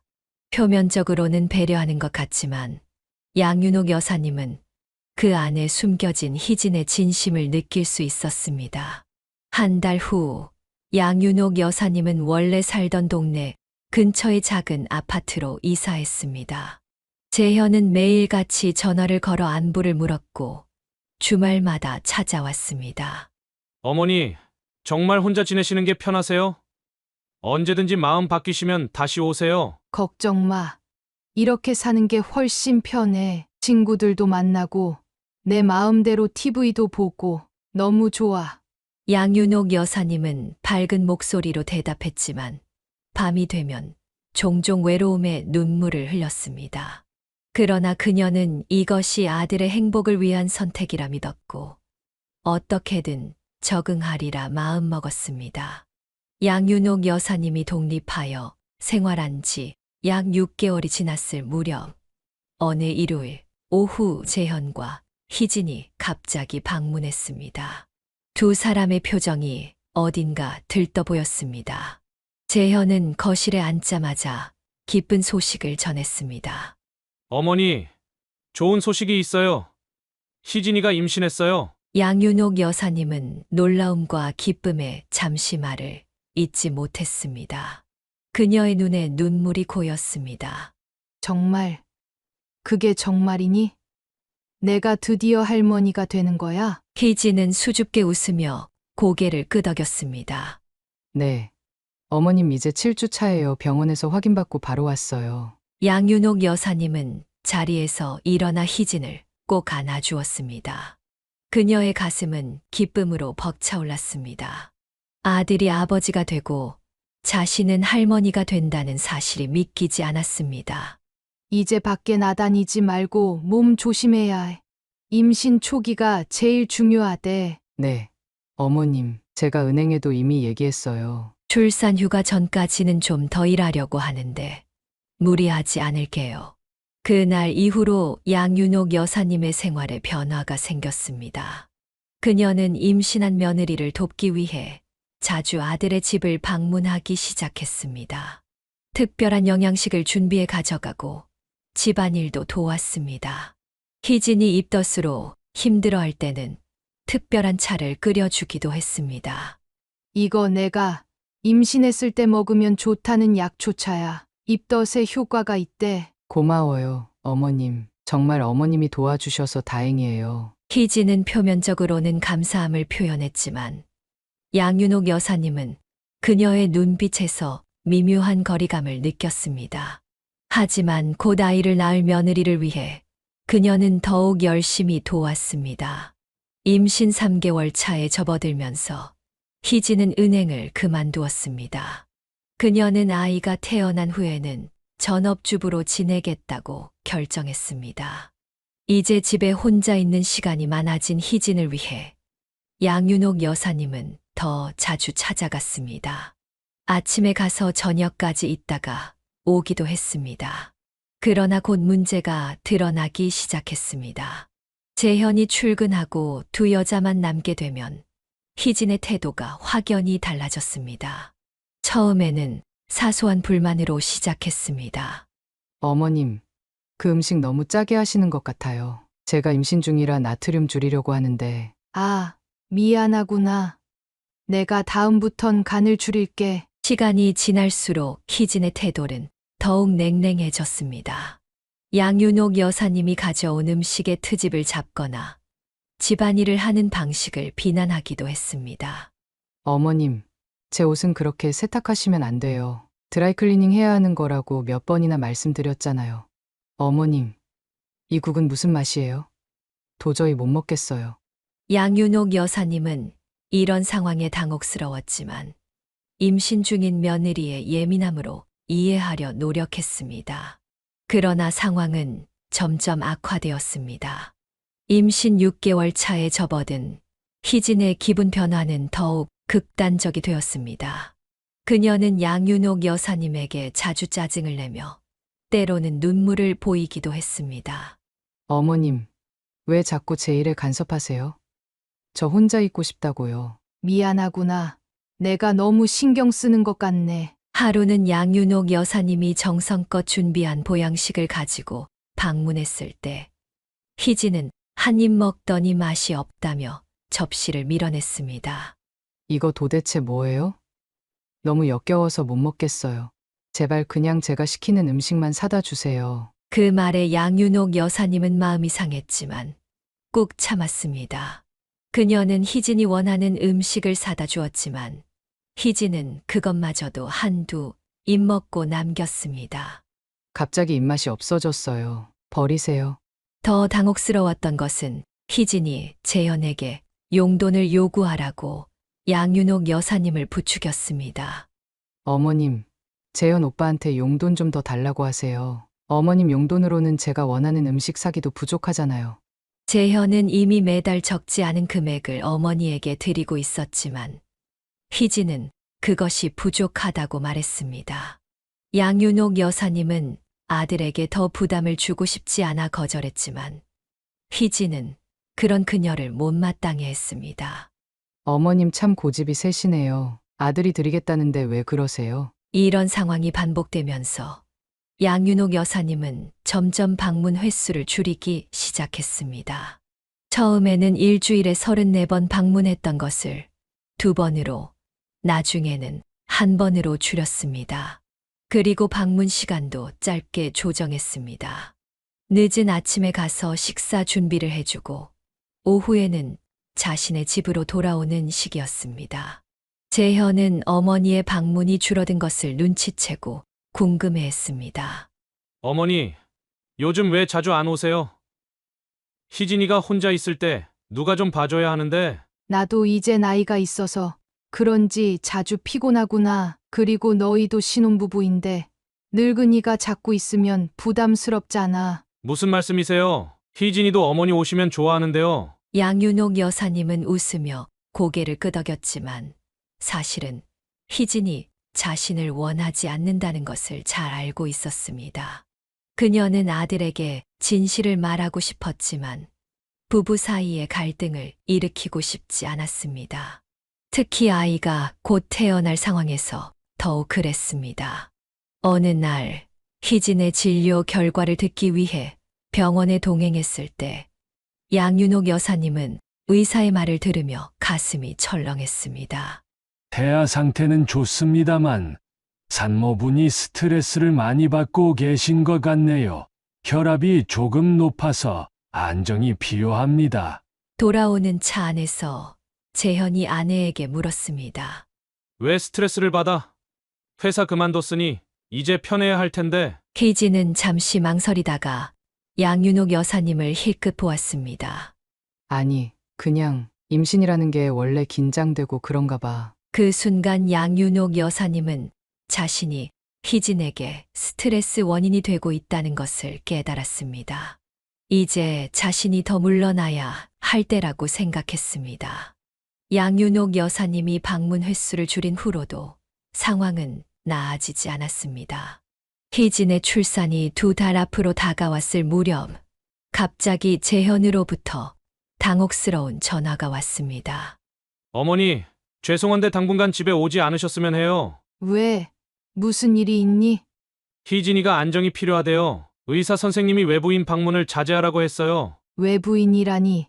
내가 외부인이란 말이니? 아니, 그런 뜻이 아니라 그냥 임신 후기라 조심해야 한대요. 태교에도 좋지 않다고. 양윤옥 여사님은 가슴이 찢어지는 듯한 아픔을 느꼈지만 아들의 말에 수긍했습니다. 그녀는 매일 전화로 안부를 물으며 한 달을 보냈습니다. 그런데 한 달이 지나도 재현은 여전히 방문을 미루었고 심지어 양윤옥 여사님의 생일에도 희진의 컨디션이 좋지 않다는 이유로 방문이 취소되었습니다. 어머니, 정말 죄송해요. 케이크랑 선물은 택배로 보낼게요. 양윤옥 여사님은 처음으로 강하게 의문을 제기했습니다. 재현아, 정말 희진이 때문인 거니? 아니면 다른 이유가 있는 거야? 아, 그게 나중에 직접 뵙고 말씀드릴게요. 의심이 커져가던 어느 날 밤, 양윤옥 여사님의 현관 초인종이 울렸습니다. 밤 11시가 넘은 시간이었습니다. 문을 열자 지친 표정의 재현이 서 있었습니다. 재현아, 이 시간에 웬일이니? 어머니, 좀 들어가도 될까요? 재현의 안색이 좋지 않았습니다. 그는 거실 소파에 털썩 주저앉더니 고개를 떨구었습니다. 양윤옥 여사님은 불안한 마음으로 차를 준비해 왔습니다. 무슨 일이니? 희진이는? 아기는 괜찮은 거지? 재현은 깊은 한숨을 내쉬고 마침내 입을 열었습니다. 어머니, 제가 큰 실수를 했어요. 희진이가 다른 남자와 관계가 있었어요. 양윤옥 여사님은 갑작스러운 소식에 충격을 받았습니다. 뭐라고? 그게 무슨? 재현은 지난 몇 달간 있었던 일을 하나하나 털어놓기 시작했습니다. 희진이 임신 중에도 자주 장모님 집에 가자고 재촉했다는 것. 양윤옥 여사님이 방문할 때는 항상 불편해했다는 것. 그리고 장모님의 병원비와 간병인 문제로 자주 다툼이 있었다는 것까지. 장모님이 갑자기 아프셨대요. 희진이가 매주 갔는데 사실 저는 어머니 생신 때도 가려고 했어요. 그런데 희진이가 몸이 안 좋다면서 못 간다고 했어요. 양윤옥 여사님은 말없이 들었습니다. 재현의 이야기가 계속될수록 상황은 더욱 심각해졌습니다. 그러다 지난주에 제가 갑자기 일이 일찍 끝나서 집에 갔어요. 그런데 희진이가 전화하는 소리가 들리더라고요. 뭔가 이상한 느낌이 들어서 그 후로 며칠 동안 희진이를 관찰했어요. 재현은 목소리를 낮추었습니다. 어느 날 밤 희진이가 자는 동안 그녀의 휴대폰을 확인했어요. 처음엔 그러면 안 된다고 생각했지만 도저히 의심을 떨칠 수 없었거든요. 그가 발견한 것은 상상을 초월하는 충격적인 내용이었습니다. 희진은 2년 전부터 강진우라는 남자와 비밀 관계를 유지해오고 있었고, 현재 임신 중인 아이도 사실은 그 남자의 아이였습니다. 통화 내용이 정말 끔찍했어요. 어머니, 재현은 떨리는 손으로 녹음된 통화 내용을 재생했습니다. 희진과 강진우의 대화였습니다. 당신 집에 아무도 없는 거 확실해? 응. 재현 오빠 오늘도 늦게 들어올 거야. 출장 간다고 했거든. 근데 정말 괜찮은 거야? 애는 어떻고? 걱정 마. 의사도 모르더라고. 유전자 검사하기 전까진 누구 아이인지 알 수 없대. 그 뒤로 이어진 대화는 더욱 충격적이었습니다. 희진은 재현의 재산과 양윤옥 여사님의 부동산에 대해 언급하며 양윤옥 여사님을 요양원에 보내고 재산을 차지할 계획까지 세우고 있었습니다. 시어머니 이제 거의 포기한 것 같아. 내가 눈치 좀 주니까 요즘은 얼굴도 안 비추더라고. 아기 낳고 나면 어떻게든 요양원에 보낼 거야. 요양원 알아봐 줄래? 근데 노인네 재산이 얼마나 돼? 몰라.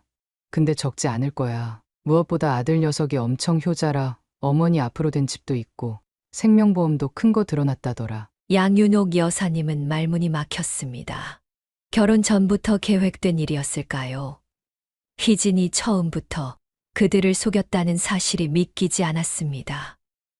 재현아, 그 여자가 어떻게 그럴 수가. 저도 처음엔 믿을 수 없었어요. 근데 증거가 너무 명확해서 재현은 이어서 자신이 취한 행동을 말했습니다.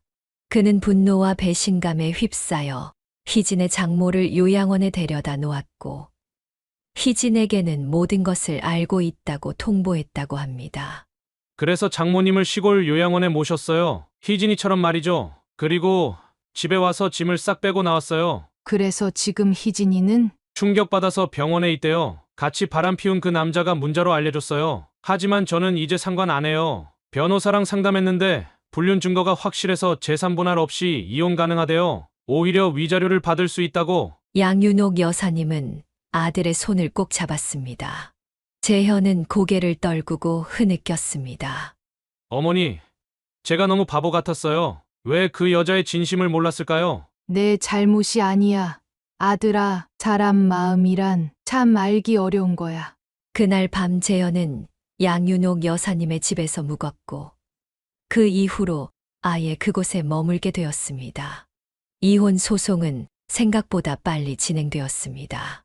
희진의 불륜 증거가 명백했고 아이의 친자 확인 검사 결과도 재현의 아이가 아님이 밝혀졌습니다.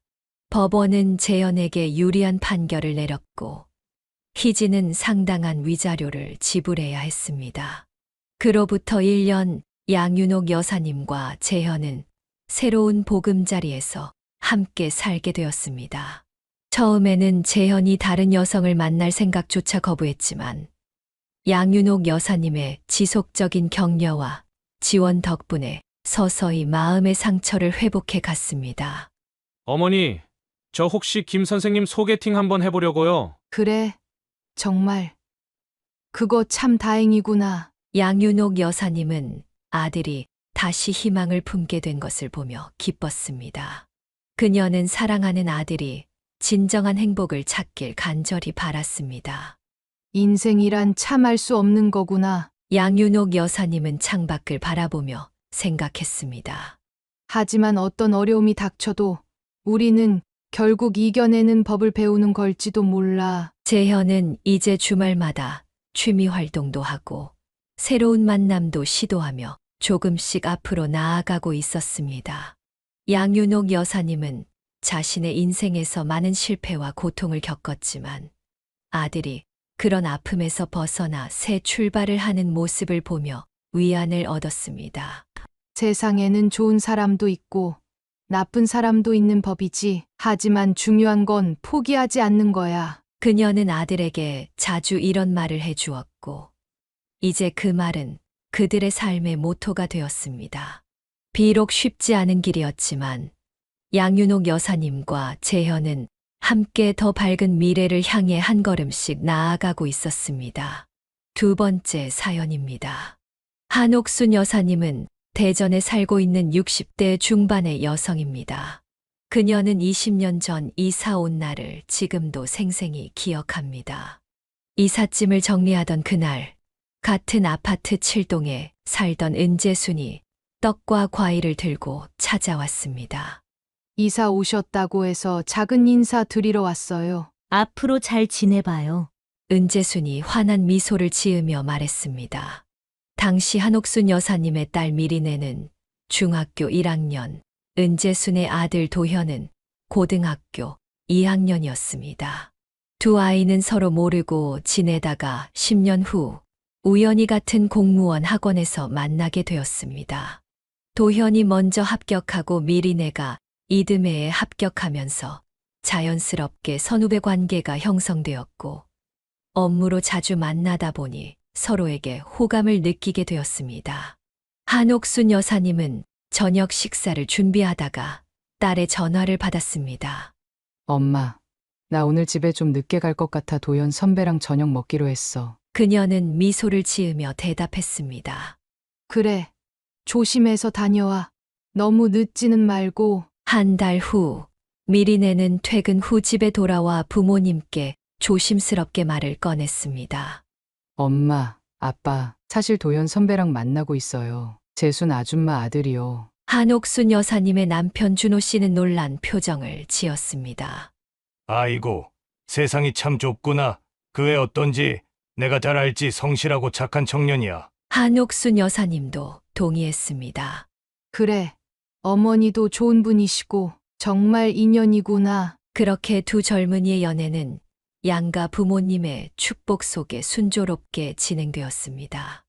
1년 반의 연애 끝에 도현이 정식으로 청혼했고 기쁘게 수락했습니다. 결혼 준비 과정에서 두 집안은 더욱 가까워졌습니다. 한옥순 여사님은 특히 은재순과 자주 만나 결혼식 준비에 관한 이야기를 나누었습니다. 그녀는 친정이 경상북도 상주에 있어 친척들이 대전에 아무도 없었기 때문에 가까이 사는 사돈의 존재가 든든했습니다.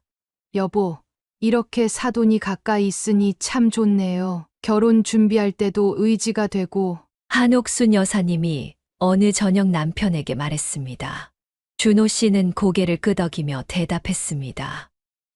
그러게, 이상하게 인연이라는 게 있는 것 같아. 20년 전에 같은 아파트로 이사 와서 지금은 사돈지간이 될 줄 누가 알았겠어. 두 집안의 부모들은 아이들의 미래를 위해 끊임없이 대화를 나누었습니다. 결혼식 날짜부터 예식장, 신혼여행지까지 모든 것을 함께 결정해 나갔습니다. 때로는 의견 차이로 작은 갈등이 있었지만 금세 타협점을 찾아 원만하게 해결했습니다.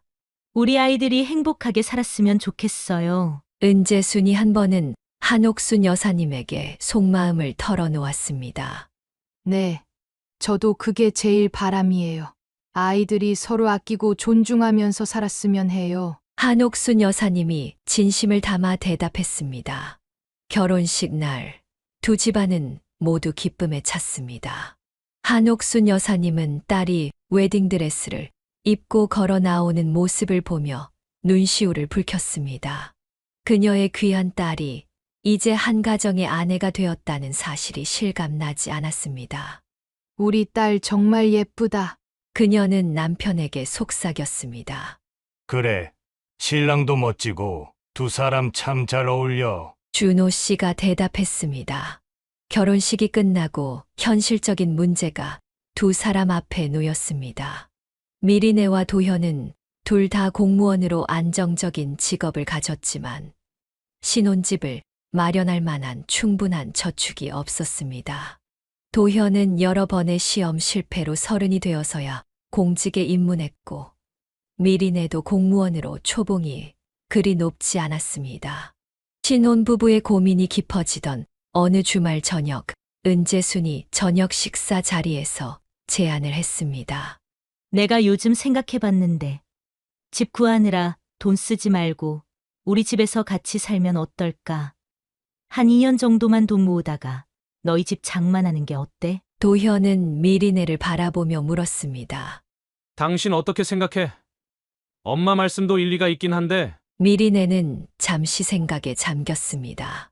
그녀도 요즘 집값이 얼마나 비싼지 실감하고 있었습니다.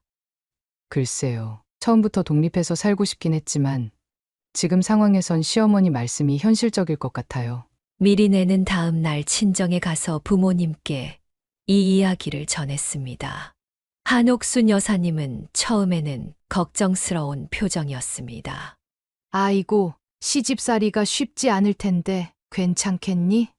미리네는 담담하게 대답했습니다. 엄마, 요즘 시대에 무슨 시집살이예요. 그냥 같이 사는 거지. 어머니도 저한테 잘해주시고 도현이도 제 편 많이 들어줄 거예요. 결국 한옥순 여사님도 딸의 결정을 존중하기로 했습니다. 그녀는 단지 자신의 딸이 행복하길 바랐습니다. 딸, 혹시라도 힘든 일 있으면 엄마한테 꼭 말해. 알았지? 그렇게 신혼부부는 도현의 부모님 집에서 새 생활을 시작했습니다. 처음에는 모든 것이 낯설었지만 미리네는 금세 적응했습니다. 은재수는 아침마다 일찍 일어나 아침 식사를 준비했고 미리네는 퇴근 후 저녁 식사 준비를 도왔습니다. 한 달에 한 번 정도 미리네는 친정에 놀러 왔고 한옥순 여사님은 딸의 얼굴색을 살폈습니다. 다행히 딸은 행복해 보였고 시부모님과의 생활도 편안하다고 했습니다. 이런 모습을 보며 그녀도 점차 안심하게 되었습니다. 결혼식과 관련된 모든 스트레스가 끝나고 딸이 잘 지내는 모습을 확인하자 한옥순 여사님은 그동안 쌓였던 긴장이 풀렸습니다. 그런데 갑자기 어깨가 뻐근해지더니 통증이 찾아왔습니다. 처음에는 가볍게 여겼지만 통증이 계속되자 남편의 권유로 병원을 찾았습니다. 그게 심각한 건 아닙니다. 다만 평소 운동이 부족하셔서 생긴 문제 같네요. 규칙적인 운동을 시작해 보세요. 의사가 진단했습니다. 그래서 그녀는 매일 아침 일찍 일어나 아파트 단지 내에 있는 작은 헬스장에 가기 시작했습니다. 복잡한 기구 대신 러닝머신에서 가볍게 걷고 간단한 스트레칭을 하는 정도였지만 꾸준히 하니 효과가 있었습니다. 그렇게 한옥순 여사님의 일상은 평화롭게 흘러갔습니다. 딸이 행복하게 결혼 생활을 하고 있고 자신도 건강을 챙기며 지내고 있어 만족스러웠습니다. 한옥순 여사님의 평화로운 일상에 균열이 생긴 것은 어느 화창한 봄날 아침이었습니다. 그녀는 매일 하던 대로 아파트 단지 내 헬스장에서 가벼운 운동을 마치고 귀가하던 중이었습니다. 관리사무소 앞을 지나가던 그녀는 사부인과 도연실 반장이 언성을 높이며 다투는 모습을 목격했습니다. 도연실 반장은 아파트 단지 청소를 담당하는 책임자로 주민들 사이에서 성실하고 책임감 있는 사람으로 알려져 있었습니다. 하지만 은재수는 유독 도연실 반장을 못마땅하게 여겨왔습니다. 그날 아침 관리사무소 입구 바닥의 시멘트가 깨져 위험한 상황이었고 도연실 반장은 공사 전까지 안전을 위해 낡은 매트를 깔아 놓았습니다. 이것이 다툼의 발단이 되었습니다. 이거 당장 치워요. 보기 흉하잖아요. 은재순이 매트를 가리키며 소리쳤습니다. 도연실 반장은 차분하게 설명했습니다. 공사 전까지만 두는 겁니다. 주민분들이 다치시면 안 되니까요. 이틀만 참아주세요. 무슨 이틀이요? 지금 당장 치우라니까. 저 매트에서 냄새도 나고 보기도 흉해요. 두 사람의 다툼은 점점 격해졌고 관리사무소 소장이 나와 중재에 나섰습니다. 그러던 중 소장의 눈에 한옥순 여사님이 보였습니다. 아, 사모님. 잠시만요. 소장이 한옥순 여사님을 불렀습니다. 그녀는 갑자기 상황에 휘말리게 되어 당황했습니다. 소장이 물었습니다. 사모님 생각은 어떠세요? 이 매트, 공사 전까지 두는 게 좋을까요?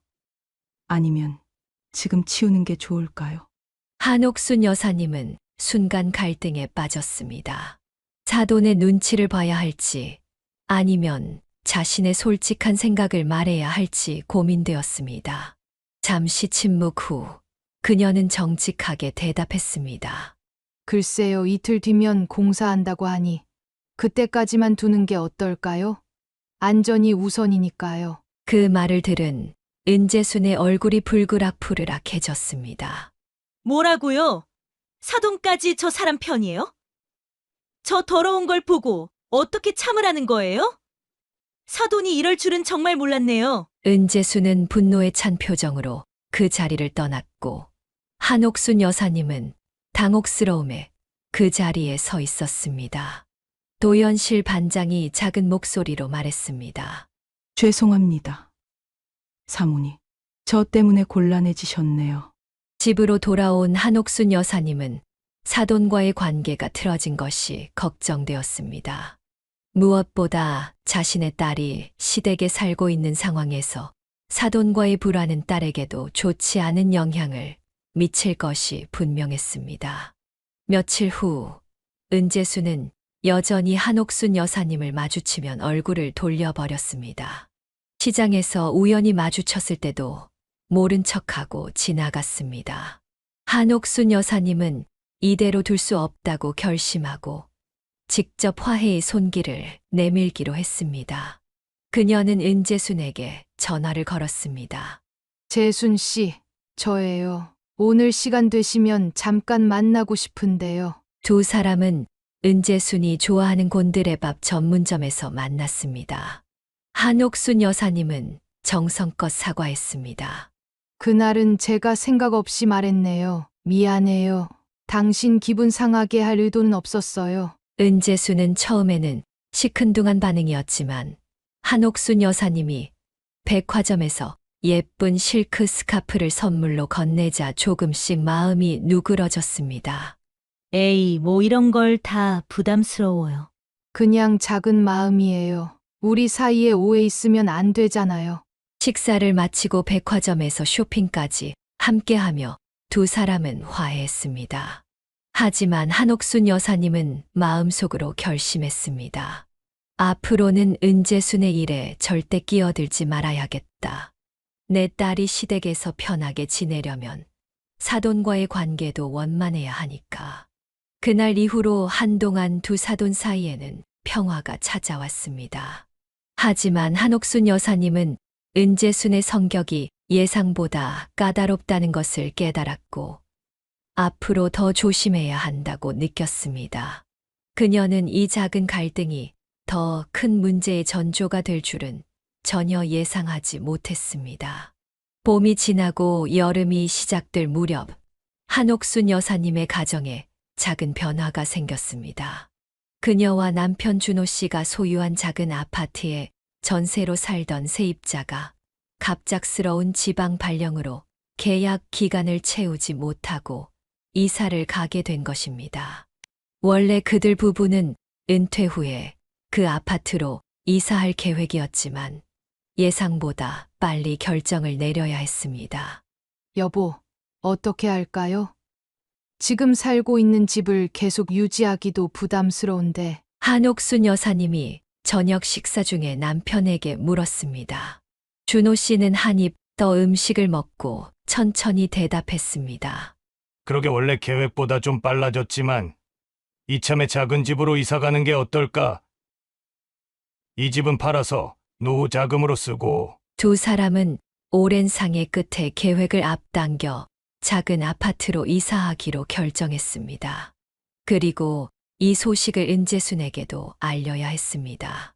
한옥순 여사님은 딸에게 전화해서 이사 계획을 알렸고 다음 날 은재순과 차를 마시며 이야기를 나누기로 했습니다. 카페에서 만난 두 사람은 처음에는 일상적인 대화를 나누었습니다. 미리네와 도현의 근황, 날씨 이야기를 하다가 한옥순 여사님이 조심스럽게 이사 이야기를 꺼냈습니다. 실은 우리가 이사를 하게 됐어요. 작은 아파트 전세 살던 분이 갑자기 나가게 되어서. 은재순의 표정이 밝아졌습니다. 아, 그럼 우리 애들한테 그 집 주면 어떨까요? 지금 우리 집에서 살고 있지만 아무래도 시혼부부는 따로 사는 게 좋잖아요. 한옥순 여사님은 당황했습니다. 그녀는 그 집을 팔아 노후 자금으로 쓸 계획이었기 때문입니다. 아, 그게 저희는 그 집을 팔아서 노후 준비를 하려고요. 남편이 은퇴하면 수입이 줄어들 테니. 은재순의 표정이 급격히 굳어졌습니다. 노후 자금이요? 아니, 그 정도 집값이 뭐 그리 대수라고 자식들 생각도 좀 해야 하지 않을까요? 한옥순 여사님은 불편한 기색을 감추지 못했습니다. 저희도 딸 생각 안 하는 건 아니에요. 하지만 애들은 스스로 노력해서 집을 마련하는 게 더 의미 있다고 생각해요. 저희가 노후에 아이들에게 짐 되지 않으려면 지금부터 준비해야 해요. 은재순이 입술을 비죽거리며 말했습니다. 댁내 딸이 우리 집에 얹혀 살면서 돈 모으는 중인데 집값은 자꾸 오르고 참 아쉽네요. 잠깐만요. 댁내라뇨. 한옥순 여사님의 목소리가 높아졌습니다. 네, 댁내 딸이요. 우리 도연이랑 결혼한 딸 제 며느리. 은재순이 대수롭지 않게 대답했습니다. 한옥순 여사님은 숨을 크게 들이마셨습니다. 그녀는 은재순이 자신의 딸을 댁내 딸이라고 부르는 것에 무척 불쾌했습니다. 우리가 사돈 사이인데 서로 존중해야 하지 않을까요? 제 딸을 그렇게 부르시면 기분이 좋지 않네요. 아이고, 뭐 그런 걸 가지고 그래요? 표현 방식일 뿐인데. 그럼 저도 댁내 아들이라고 불러도 괜찮겠네요. 은재순의 눈이 커졌습니다. 뭐라고요? 어떻게 우리 도연이를 그렇게 부를 수 있어요? 대화는 점점 격해졌고 두 사람은 서로의 말꼬리를 잡으며 언성을 높였습니다. 결국 한옥순 여사님은 참지 못하고 말했습니다. 그렇게 불편하시다면 애들더러 따로 나가 살라고 하세요. 그 말에 은재순은 자리에서 벌떡 일어났습니다. 이런 식으로 나올 줄은 몰랐네요. 고마워할 줄 알았더니. 두 사람은 결국 화해하지 못한 채 헤어졌고 그 후로 서로 마주쳐도 인사조차 하지 않는 냉전 상태가 되었습니다. 마트에서 우연히 마주쳤을 때도 서로 모른 척 지나쳤습니다. 한옥순 여사님은 마음이 무거웠습니다. 딸이 시댁에서 불편함을 겪지 않을까 걱정되었지만 이미 상황은 돌이킬 수 없었습니다. 결국 그녀와 남편은 예정대로 작은 아파트로 이사했고 이사 과정에서 은재순과는 일절 연락하지 않았습니다. 냉전 상태로 몇 주가 흘렀습니다. 한옥순 여사님과 준호 씨는 새 집에 완전히 정착했고 오랜만에 여유를 느끼며 작은 집들이를 계획했습니다. 그녀는 가장 먼저 딸과 사위를 초대하고 싶었습니다. 겉으로는 사돈과의 갈등을 딸에게 내색하지 않았지만 미리네는 이미 어머니와 시어머니 사이에 불화가 있다는 것을 눈치챘습니다. 딸, 이번 주말에 새 집에 와서 밥 먹고 가는 게 어떠니? 한옥순 여사님이 전화로 물었습니다. 좋아요. 엄마 오빠한테도 말해볼게요. 하지만 집들이 당일 아침 미리네에게서 전화가 왔습니다. 엄마, 정말 죄송한데 오늘 못 갈 것 같아요. 부장님이 갑자기 출장을 가시게 되어서 제가 대신 회의에 참석해야 해요. 한옥순 여사님은 실망했지만 이해했습니다. 괜찮아. 일이 우선이지. 다음에 와도 돼. 그런데 도연이는 갈 수 있대요. 혼자 가도 괜찮을까요? 당연하지. 사위도 우리 가족인데 무슨 소리야. 그렇게 도현은 혼자 한옥순 여사님의 새 집을 방문했습니다. 그는 빈손으로 오지 않고 고급 와인과 과일 바구니를 가져왔습니다. 어머님, 새 집 정말 아늑하네요. 축하드려요. 준호 씨는 사위와 함께 음료를 마시며 이야기를 나누고 한옥순 여사님은 정성껏 준비한 음식을 내놓았습니다. 식사 중에 도현이 조심스럽게 입을 열었습니다. 사실 한 가지 말씀드리고 싶은 게 있어요. 한옥순 여사님은 사위의 진지한 표정을 보고 긴장했습니다. 장모님과 어머니가 요즘 서로 연락을 안 하시는 것 같던데 혹시 무슨 일 있으셨나요? 한옥순 여사님은 사위의 질문에 당황했습니다. 그녀는 잠시 고민하다가 솔직하게 대답했습니다. 작은 오해가 있었어. 하지만 걱정하지 마. 시간이 지나면 괜찮아질 거야. 도현은 고개를 끄덕이며 말했습니다. 사실 저희도 알고 있어요. 미리네가 많이 힘들어해요. 두 분이 불편해하시니까. 한옥순 여사님은 마음이 무거워졌습니다. 그녀는 딸이 시댁에서 힘들어한다는 말을 듣고 싶지 않았습니다. 장모님, 어머니도 사실은 많이 미안해하세요. 자존심이 세서 먼저 연락 못 드리는 것뿐이에요. 제가 한번 자리를 만들어 드릴게요. 어떠세요? 한옥순 여사님은 잠시 생각했습니다. 미리네를 위해서라도 은재순과의 관계를 회복하는 게 좋겠다고 판단했습니다. 그래, 좋아. 내가 자리를 마련해 주면 가볼게. 도현은 기뻐하며 약속했습니다. 감사합니다. 어머님, 제가 좋은 날 연락드릴게요. 그렇게 2주 후 도현은 한옥순 여사님에게 전화를 걸어 자신의 집으로 초대했습니다. 그녀는 평소보다 신경 써서 차림새를 갖추고 딸을 위한 작은 선물도 준비했습니다. 출발하기 전 도현에게서 또 전화가 왔습니다. 어머님, 정말 죄송한데 회사에 급한 일이 생겨서 조금 늦을 것 같아요. 3시쯤 끝날 것 같으니 그때 바로 갈게요. 먼저 가셔서 미리네랑 어머니랑 이야기 나누고 계세요. 한옥순 여사님은 사위가 없는 상황에서 은재순과 단둘이 마주하는 게 불편했지만 이미 약속을 했기에 거절할 수 없었습니다. 알았어. 괜찮아. 나는 그냥 가서 미리네랑 이야기하고 있을게. 그녀는 딸에게 줄 선물을 챙겨 은재순의 집으로 향했습니다. 마음 한편으로는 이번 만남이 순조롭게 진행되길 바랐지만 다른 한편으로는 불안했습니다. 하지만 딸을 위해서라도 이 불편한 관계를 개선해야 한다고 생각했습니다. 미리네를 위해서라도 참고 화해해야지. 그녀는 은재순의 아파트 현관 앞에 서서 깊게 숨을 들이마시고 초인종을 눌렀습니다. 은재순의 아파트 초인종을 누르자 미리네가 문을 열었습니다. 한옥순 여사님은 딸의 얼굴을 보는 순간 가슴이 철렁 내려앉았습니다. 통통하고 생기 넘치던 딸의 볼이 쏙 들어가 있었고 눈 밑에는 다크서클이 짙게 내려앉아 있었습니다. 엄마, 오셨어요? 미리네가 억지로 웃음을 지었습니다. 한옥순 여사님은 딸의 손을 꼭 잡았습니다. 그래. 잘 지내니? 거실로 들어서자 은재순이 소파에 앉아 있었습니다. 그녀는 일어나 한옥순 여사님을 맞이했습니다. 아이고, 오랜만이에요. 어서 앉으세요. 한옥순 여사님은 안절부절 못하는 딸의 모습을 보며 마음이 불편했습니다. 그녀가 소파에 앉으려는 순간 은재순이 미리네를 불렀습니다. 예, 저녁에 무남을 해야 하는데 무 좀 씻어서 채 썰어놔라. 채칼 말고 손으로 직접 썰어. 미리네는 네 어머니라고 대답하고 곧바로 부엌으로 향했습니다.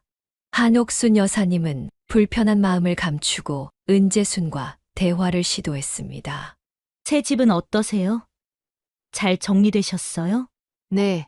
작지만 아늑해요. 언제 한번 놀러 오세요. 미리네가 무채를 다 썰고 도마와 칼을 씻은 후 거실로 돌아와 앉으려는 순간 은재순이 또 지시했습니다. 세아가 신발장에 아버지 등산화 있잖니. 밖에 가져가서 흙먼지 좀 털어놔. 미리네는 한숨도 내쉬지 않고 순순히 신발장으로 향했습니다. 한옥순 여사님은 딸이 시어머니 앞에서 자신의 감정을 전혀 드러내지 못하는 모습에 가슴이 아팠습니다. 등산화는 내가. 아니에요. 제가 할게요. 미리네가 얼른 그녀의 말을 끊었습니다. 딸이 등산화를 들고 밖으로 나가자 한옥순 여사님은 은재순에게 물었습니다. 미리네가 많이 야위었네요. 잘 먹고 있나요? 은재순은 어깨를 으쓱했습니다. 살 빠진다고 요즘 자기가 밥을 잘 안 먹어요. 요즘 젊은 애들 다이어트 한다고 그러잖아요. 한옥순 여사님은 딸이 평소 다이어트와는 거리가 먼 아이였다는 사실을 알고 있었지만 더 이상 묻지 않았습니다. 미리네가 등산화 청소를 마치고 돌아오자 은재순은 또다시 그녀에게 일을 시켰습니다. 세탁소에서 아버지 양복 찾아왔니? 내일 입고 출근하신다고 했는데. 미리네의 얼굴이 창백해졌습니다. 아, 깜빡했어요. 죄송해요. 어머니, 정신이 어디 있는 거니? 지금 당장 가서 찾아와. 미리네는 고개를 숙이고 급히 나갔습니다. 한옥순 여사님은 더 이상 참을 수 없었습니다. 그녀가 뭔가 말을 하려는 순간 은재순이 먼저 말했습니다. 손님 오셨는데 과일도 안 내놓고, 아이고, 요즘 젊은 애들은 기본도 모르나 봐요. 한옥순 여사님은 벌떡 일어났습니다. 제가 준비할게요. 그녀는 부엌으로 가서 냉장고를 열었습니다. 마치 자기 집인 것처럼 자연스럽게 과일을 꺼내 씻고 깎기 시작했습니다. 그때 미리네가 세탁소에서 돌아왔고 그녀의 모습을 보고 놀랐습니다. 엄마, 그냥 앉아 계세요. 제가 할게요. 한옥순 여사님은 딸의 목소리에서 긴장감을 느꼈습니다. 미리네가 은재순의 눈치를 살피는 모습이 역력했습니다. 은재순이 갑자기 말했습니다. 제가 유별나다고 생각하시나 봐요? 그렇게 생각 마세요. 며느리들은 다 이렇게 살아요. 제 친구 며느리들도 집안일 다 하면서 살더라고요. 한옥순 여사님은 자신의 화가 폭발하기 전에 자리를 떠야겠다고 결심했습니다. 저는 이만 가봐야겠네요. 도연이는 나중에 만나면 되고. 은재수는 당황한 표정으로 물었습니다. 벌써요? 오랜만에 오셨는데 차 한 잔도 안 마시고 가세요? 한옥순 여사님은 미리네를 바라보았습니다. 딸의 눈빛이 제발 참아주세요라고 말하는 것 같았습니다. 그녀는 마음을 추스르고 차분히 대답했습니다. 다음에 와도 되니까요. 오늘은 약속이 있어서. 그녀는 서둘러 인사를 하고 그 집을 빠져나왔습니다. 1층 현관에 도착해서야 그녀는 깊은 한숨을 내쉬었습니다. 딸이 겪고 있는 현실에 눈물이 났지만 그 자리에서 화를 내면 딸만 더 어려워질 것이라는 것을 알고 있었습니다. 어쩌면 좋지. 이렇게 힘든 줄 몰랐네. 그녀는 차에 앉아 잠시 마음을 진정시켰습니다. 어떻게 딸을 도울 수 있을지 고민하고 있을 때 갑자기 위층에서 이상한 소리가 들려오기 시작했습니다. 아파트 1층 로비에서 마음을 진정시키던 한옥순 여사님의 휴대폰이 울렸습니다. 화면을 보니 낯선 번호였습니다. 잠시 고민하다 전화를 받았습니다. 여보세요? 안녕하세요. 저는 도연실 반장의 아들인데요. 한옥순 여사님은 잠시 생각했습니다. 도연실 반장이라면 아파트 청소를 담당하는 여성으로 얼마 전 은재순과 다툼이 있었던 그 사람이었습니다. 아, 네. 무슨 일이신가요? 민석의 목소리가 조심스럽게 들려왔습니다. 저희 어머니 일로 연락드렸습니다. 혹시 시간 있으실 때 뵐 수 있을까요? 한옥순 여사님은 의아했습니다. 도반장님에게 무슨 일이 있나요? 아, 모르셨군요. 저희 어머니가 약 한 달 전에 아파트 헬스장에서 쓰러지셨어요. 지금까지 의식이 없으셨다가 어제야 깨어나셨습니다. 세상에. 그런 일이 있었군요. 정말 몰랐어요. 많이 좋아지셨나요? 민석은 짧게 어머니의 상태를 설명했습니다. 도연실 반장은 의식은 돌아왔지만 아직 말을 또렷이 하지 못하고 기력이 약한 상태였습니다. 그런데 의식이 돌아온 후 계속 은재순의 이야기를 하려 한다는 것이었습니다. 어머니가 자꾸 쌈달 아줌마 이야기를 하세요. 저희 아파트에서는 그게 은재순 여사님 별명인 걸로 알고 있습니다. 한옥순 여사님은 순간 등골이 서늘해졌습니다. 은재순이 도연실 반장과 심하게 다툰 것은 알고 있었지만 혹시 그 일이 도연실 반장이 쓰러진 것과 관련이 있는 것은 아닐까 하는 의심이 들었습니다. 실은 어머니가 병원에서 깨어나시고 계속 뭔가 말씀하시려고 하는데 말씀을 또렷이 못하셔서 저희가 알아듣기 어려워요. 하지만 확실한 건 은재순 여사님과 관련된 이야기를 하고 싶어 하신다는 겁니다. 한옥순 여사님은 얼마 전 민석을 만났던 일이 생각났습니다. 그때 도연실 반장의 상태가 좋아지면 은재순에게 무슨 일이 있었는지 물어봐 달라는 부탁을 받았었습니다. 맞아요. 제가 약속드렸었죠. 오늘 은재순 씨를 만났는데 너무 화가 나서 그 일을 잊고 말았네요. 괜찮으세요? 무슨 일 있으셨어요? 한옥순 여사님은 짧게 상황을 설명했습니다. 민석은 이해한다는 듯 대답했습니다. 그렇군요. 저희도 은재순 여사님이 어머니와 다툰 것은 알고 있었어요. 혹시 어머니가 쓰러진 날 새벽에 무슨 일이 있었는지 물어봐 주실 수 있을까요? 한옥순 여사님은 약속했습니다. 네. 다음에 만나면 꼭 물어볼게요. 전화를 끊고 생각에 잠겨 있던 그때 위층에서 갑자기 비명 소리가 들렸습니다. 그 목소리는 분명 미리네의 것이었습니다. 어머님, 그만하세요. 제발요. 한옥순 여사님은 가슴이 덜컥 내려앉았습니다. 그녀는 급히 엘리베이터 버튼을 눌렀지만 너무 초조해서 계단으로 뛰어 올라갔습니다. 숨이 턱에 차도록 계단을 올라 은재순의 집 앞에 도착했을 때 문은 열려 있었습니다. 거실로 들어서자 충격적인 광경이 펼쳐졌습니다. 은재순이 한 손으로 미리네의 머리카락을 잡고 다른 손으로는 그녀의 어깨를 세게 흔들고 있었습니다. 이 배은망덕한 년, 내가 어떻게 감히 내 어미에게 고자질을 해. 그래서 내 엄마를 불러들인 거지. 미리네는 눈물을 흘리며 빠져나오려 했지만 은재순의 소나귀는 단단했습니다. 아니에요. 제가 엄마를 부른 게 아니에요. 도연 오빠가. 한옥순 여사님은 분노로 몸이 떨렸습니다. 그녀는 방으로 뛰어들어가 은재순의 손을 세게 쳤습니다. 당신 지금 뭐 하는 짓이에요? 내 딸의 머리카락을 놓으세요. 당장! 은재순은 한옥순 여사님을 보고 잠시 당황했지만 곧 더 격하게 소리쳤습니다. 이게 다 쟤 때문이에요. 엄마한테 고자질이나 하고. 한옥순 여사님은 미리네를 은재순에게서 떼어내어 자신의 뒤로 숨겼습니다. 그녀의 눈에는 분노의 불꽃이 타올랐습니다. 우리 딸을 데리고 있는 꼴이 이게 뭐예요?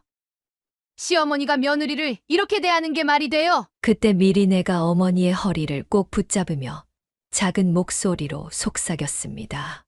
엄마, 조심해요. 이 사람.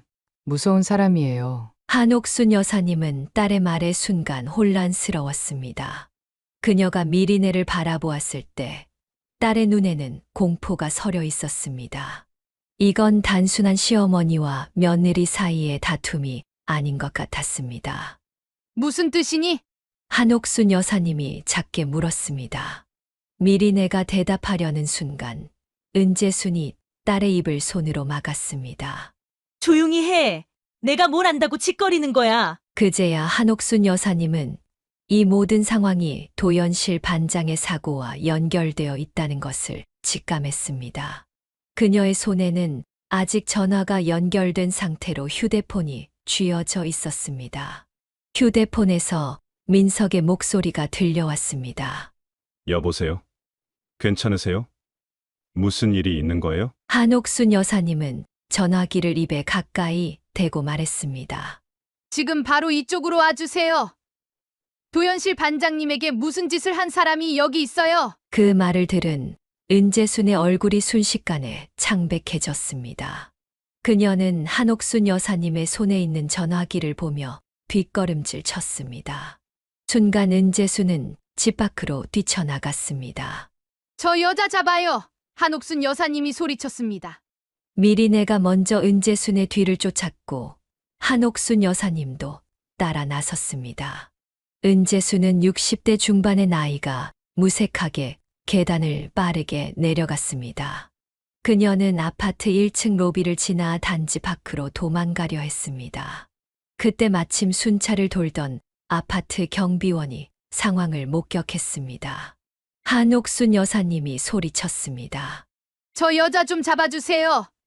반장님을 다치게 한 사람이에요. 젊은 경비원은 즉시 달려가 은재순의 팔을 붙잡았습니다.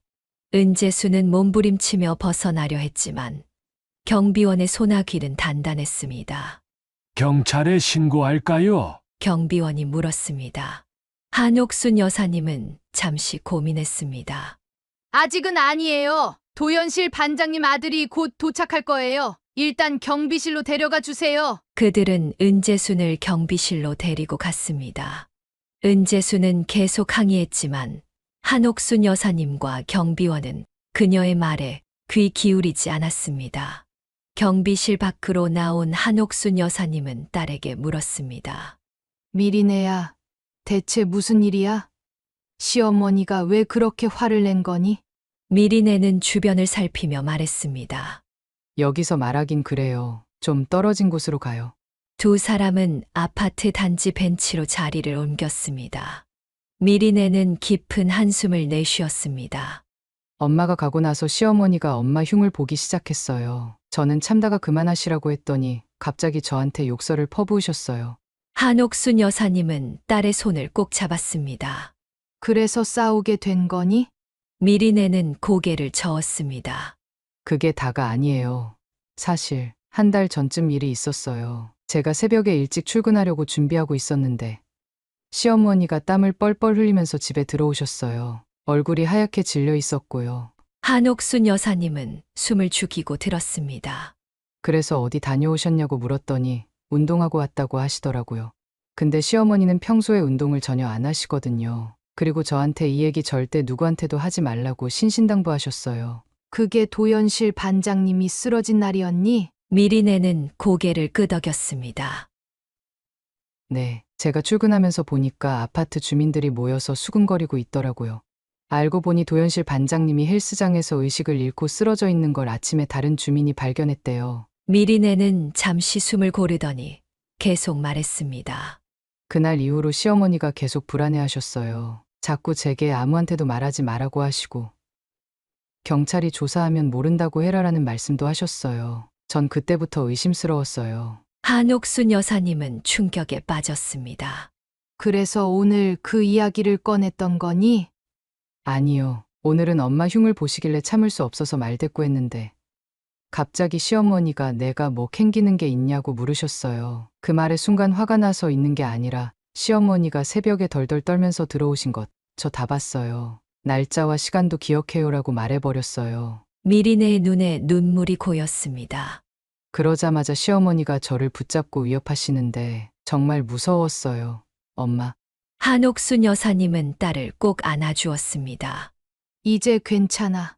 엄마가 지켜줄게. 그때 두 명의 양복 입은 남자가 경비실 쪽으로 다가오는 것이 보였습니다. 민석과 그의 형제로 보이는 사람이었습니다. 그들은 경비실로 들어갔고 곧 안에서 은재순의 비명 소리가 들려왔습니다. 당신들 누구야? 나한테 왜 이러는 거야? 민석의 목소리가 차갑게 들려왔습니다.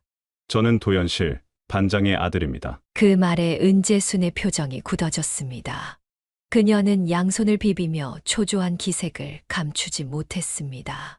한옥순 여사님과 미리네는 경비실에서 벌어지는 상황을 지켜보았습니다. 민석과 그의 형이 은재순을 신문하자 그녀는 처음에는 완강히 부인했습니다. 하지만 도연실 반장이 의식을 찾아 증언할 수 있다는 말에 결국 무너지기 시작했습니다. 저는 그냥 청소가 제대로 안 되고 있다고 지적했을 뿐이에요.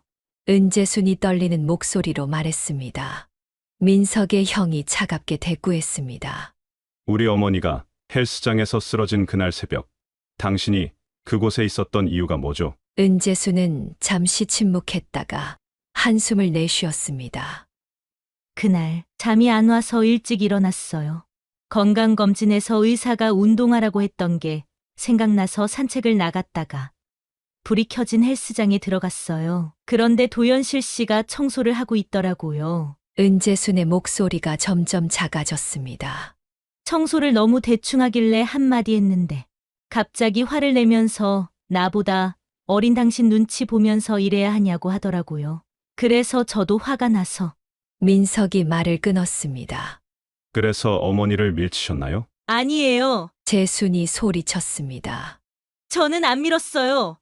그냥 서로 말다툼하다가 몸싸움이 벌어졌는데 부반장이 뒤로 물러서다가 넘어진 거예요. 뒤에 헬스 기구가 있어서 머리를 부딪혔나 봐요. 한옥순 여사님은 그 말이 진실인지 의심스러웠습니다. 하지만 그것보다 더 충격적인 고백이 이어졌습니다. 그 여자가 의식을 잃었는데 저는 너무 무서워서 그냥 도망쳤어요. 경찰에 신고했다가 사람 다치게 한 죄로 처벌받을까 봐. 그 말에 민석의 얼굴이 분노로 일그러졌습니다. 어머니가 거기서 쓰러진 채로 1시간 넘게 방치되었다는 사실 알고 계셨나요? 그 시간에 신고만 했어도 내 손상이 이렇게 심하지 않았을 거예요. 경비원이 상황의 심각성을 깨닫고 물었습니다. 경찰에 신고해야 하는 거 아닙니까? 민석이 고개를 끄덕였습니다. 이미 신고해놨습니다.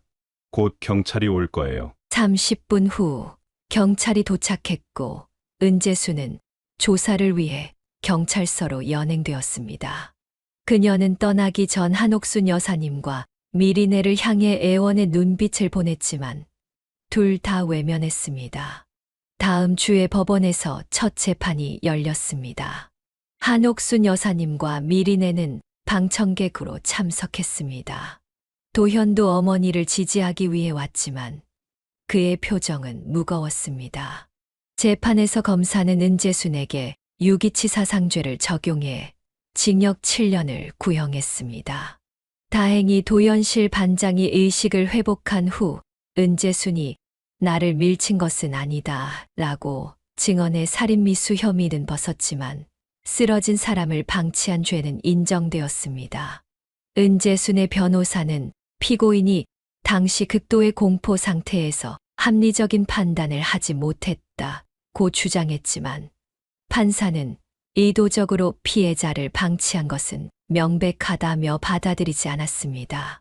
최종 선고일 은재수는 징역 5년에 집행유예 3년을 선고받았습니다. 실제로 감옥에 가지는 않게 되었지만 3년간 보호관찰을 받게 되었고 피해자 가족에게 상당한 금액의 합의금을 지불해야 했습니다. 도현은 어머니의 변호를 위해 동분서주했습니다. 그는 변호사 비용과 합의금을 마련하기 위해 자신의 적금을 모두 해지했고 추가 대출까지 받았습니다. 그의 표정에는 항상 피로와 걱정이 가득했습니다. 한옥순 여사님은 이 모든 상황을 보며 마음이 복잡했습니다. 은재순의 행동은 분명 잘못되었지만 도현이 겪는 고통을 보면 안타까웠습니다. 하지만 그녀의 딸이 겪은 시집살이와 위협을 생각하면 동정심이 쉽게 생기지 않았습니다.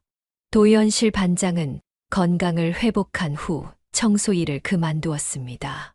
그녀의 아들들은 경제적으로 여유가 있어 어머니가 더 이상 일하지 않아도 되게 해주었습니다. 한옥순 여사님은 가끔 그녀를 방문해 안부를 묻곤 했습니다. 세상에 참 별일이 다 있네요. 재판이 끝나고 한 달 정도가 지난 어느 주말 오후 한옥순 여사님은 딸과 함께 카페에 앉아 있었습니다. 미리네는 시댁에서 나와 임시로 친정에서 지내고 있었습니다. 그녀의 얼굴에는 조금씩 생기가 돌아오고 있었지만 여전히 불안한 기색이 역력했습니다. 엄마, 도현 오빠가 어제 또 연락했어요. 한 번만 만나자고. 한옥순 여사님은 커피잔을 내려놓으며 딸을 걱정스럽게 바라보았습니다. 내 마음은 어때? 만나고 싶니? 미리네는 잠시 고민하다가 고개를 저었습니다. 아니요, 이제는 정말 끝내고 싶어요. 도현 오빠가 나쁜 사람은 아니지만 저는 더 이상 그 가족과 엮이고 싶지 않아요. 한옥순 여사님은 딸의 손을 꼭 잡았습니다. 내 생각도 그래. 내가 행복한 게 중요해. 다행히 너희는 혼인신고도 안 했고 아이도 없으니까 깔끔하게 정리할 수 있어. 미리네는 작게 한숨을 내쉬었습니다. 처음부터 혼인신고를 미룬 게 다행이네요. 도현 오빠가 애 낳고 신고하자고 했던 게 사실 이것은 도현의 제안이 아니라 은재순이 강력히 주장한 것이었습니다. 그녀는 며느리가 임신하기 전에는 혼인신고를 서두르지 말라고 했고 미리네와 도현은 그냥 따랐습니다. 이제 어떻게 할 거니? 한옥순 여사님이 물었습니다. 일단 회사는 계속 다니려고요. 그리고 제 이름으로 작은 원룸이라도 구해서 독립하고 싶어요. 굳이 서두르지 않아도 돼. 우리 집에서 마음 편히 있다가 천천히 결정해도 돼. 미리네는 미소를 지었습니다. 고마워요, 엄마. 하지만 이제는 제 삶을 스스로 꾸려나가고 싶어요. 한옥순 여사님은 강인한 의지를 보이는 딸이 자랑스러웠습니다. 이번 일을 겪으며 미리네는 더 성숙해진 것 같았습니다. 일주일 후 미리네는 회사 근처의 작은 원룸을 구했고 한옥순 여사님은 딸의 독립을 돕기 위해 필요한 살림살이를 마련해 주었습니다. 도현은 몇 번 더 연락을 시도했지만 미리네는 단호하게 거절했습니다. 결국 도현도 포기한 듯 연락을 끊었습니다. 우리 딸, 이제 정말 홀가분해 보이네. 준호 씨가 어느 날 아내에게 말했습니다. 그래요. 처음엔 걱정했는데 생각보다 잘 이겨내고 있어요. 봄이 지나고 여름이 찾아왔을 때 미리네에게 좋은 소식이 있었습니다. 그녀는 승진했고 새로운 프로젝트 책임자로 임명되었습니다. 한옥순 여사님은 딸과 함께 축하 자리를 가졌습니다. 엄마, 저 요즘 정말 행복해요. 제 일에 집중하니까 꿈꾸던 일들이 하나씩 이루어지고 있어요. 한옥순 여사님은 딸의 웃는 모습을 보며 마음이 따뜻해졌습니다. 너 혹시 새로 만나는 사람 있니? 미리네는 살짝 얼굴을 붉혔습니다. 아직은 그냥 좋은 동료들이랑 지내요. 나중에 인연이 있다면 그때 생각해 볼게요. 한옥순 여사님은 더 이상 묻지 않았습니다. 딸이 스스로 삶의 방향을 찾아가는 모습이 대견했습니다. 그녀는 이제 자신의 생활도 즐기기 시작했습니다. 헬스장에서 만난 동네 주민들과 함께 요가 모임을 시작했고 준호 씨와 함께 오랫동안 미뤄왔던 제주도 여행도 다녀왔습니다. 준호 씨는 아내의 손을 꼭 잡았습니다. 그래, 앞으로는 좋은 일만 있을 거야. 사연을 듣고 댓글을 남겨주시기 바랍니다. 사소한 의견일지라도 사연자분에게는 큰 힘이 됩니다.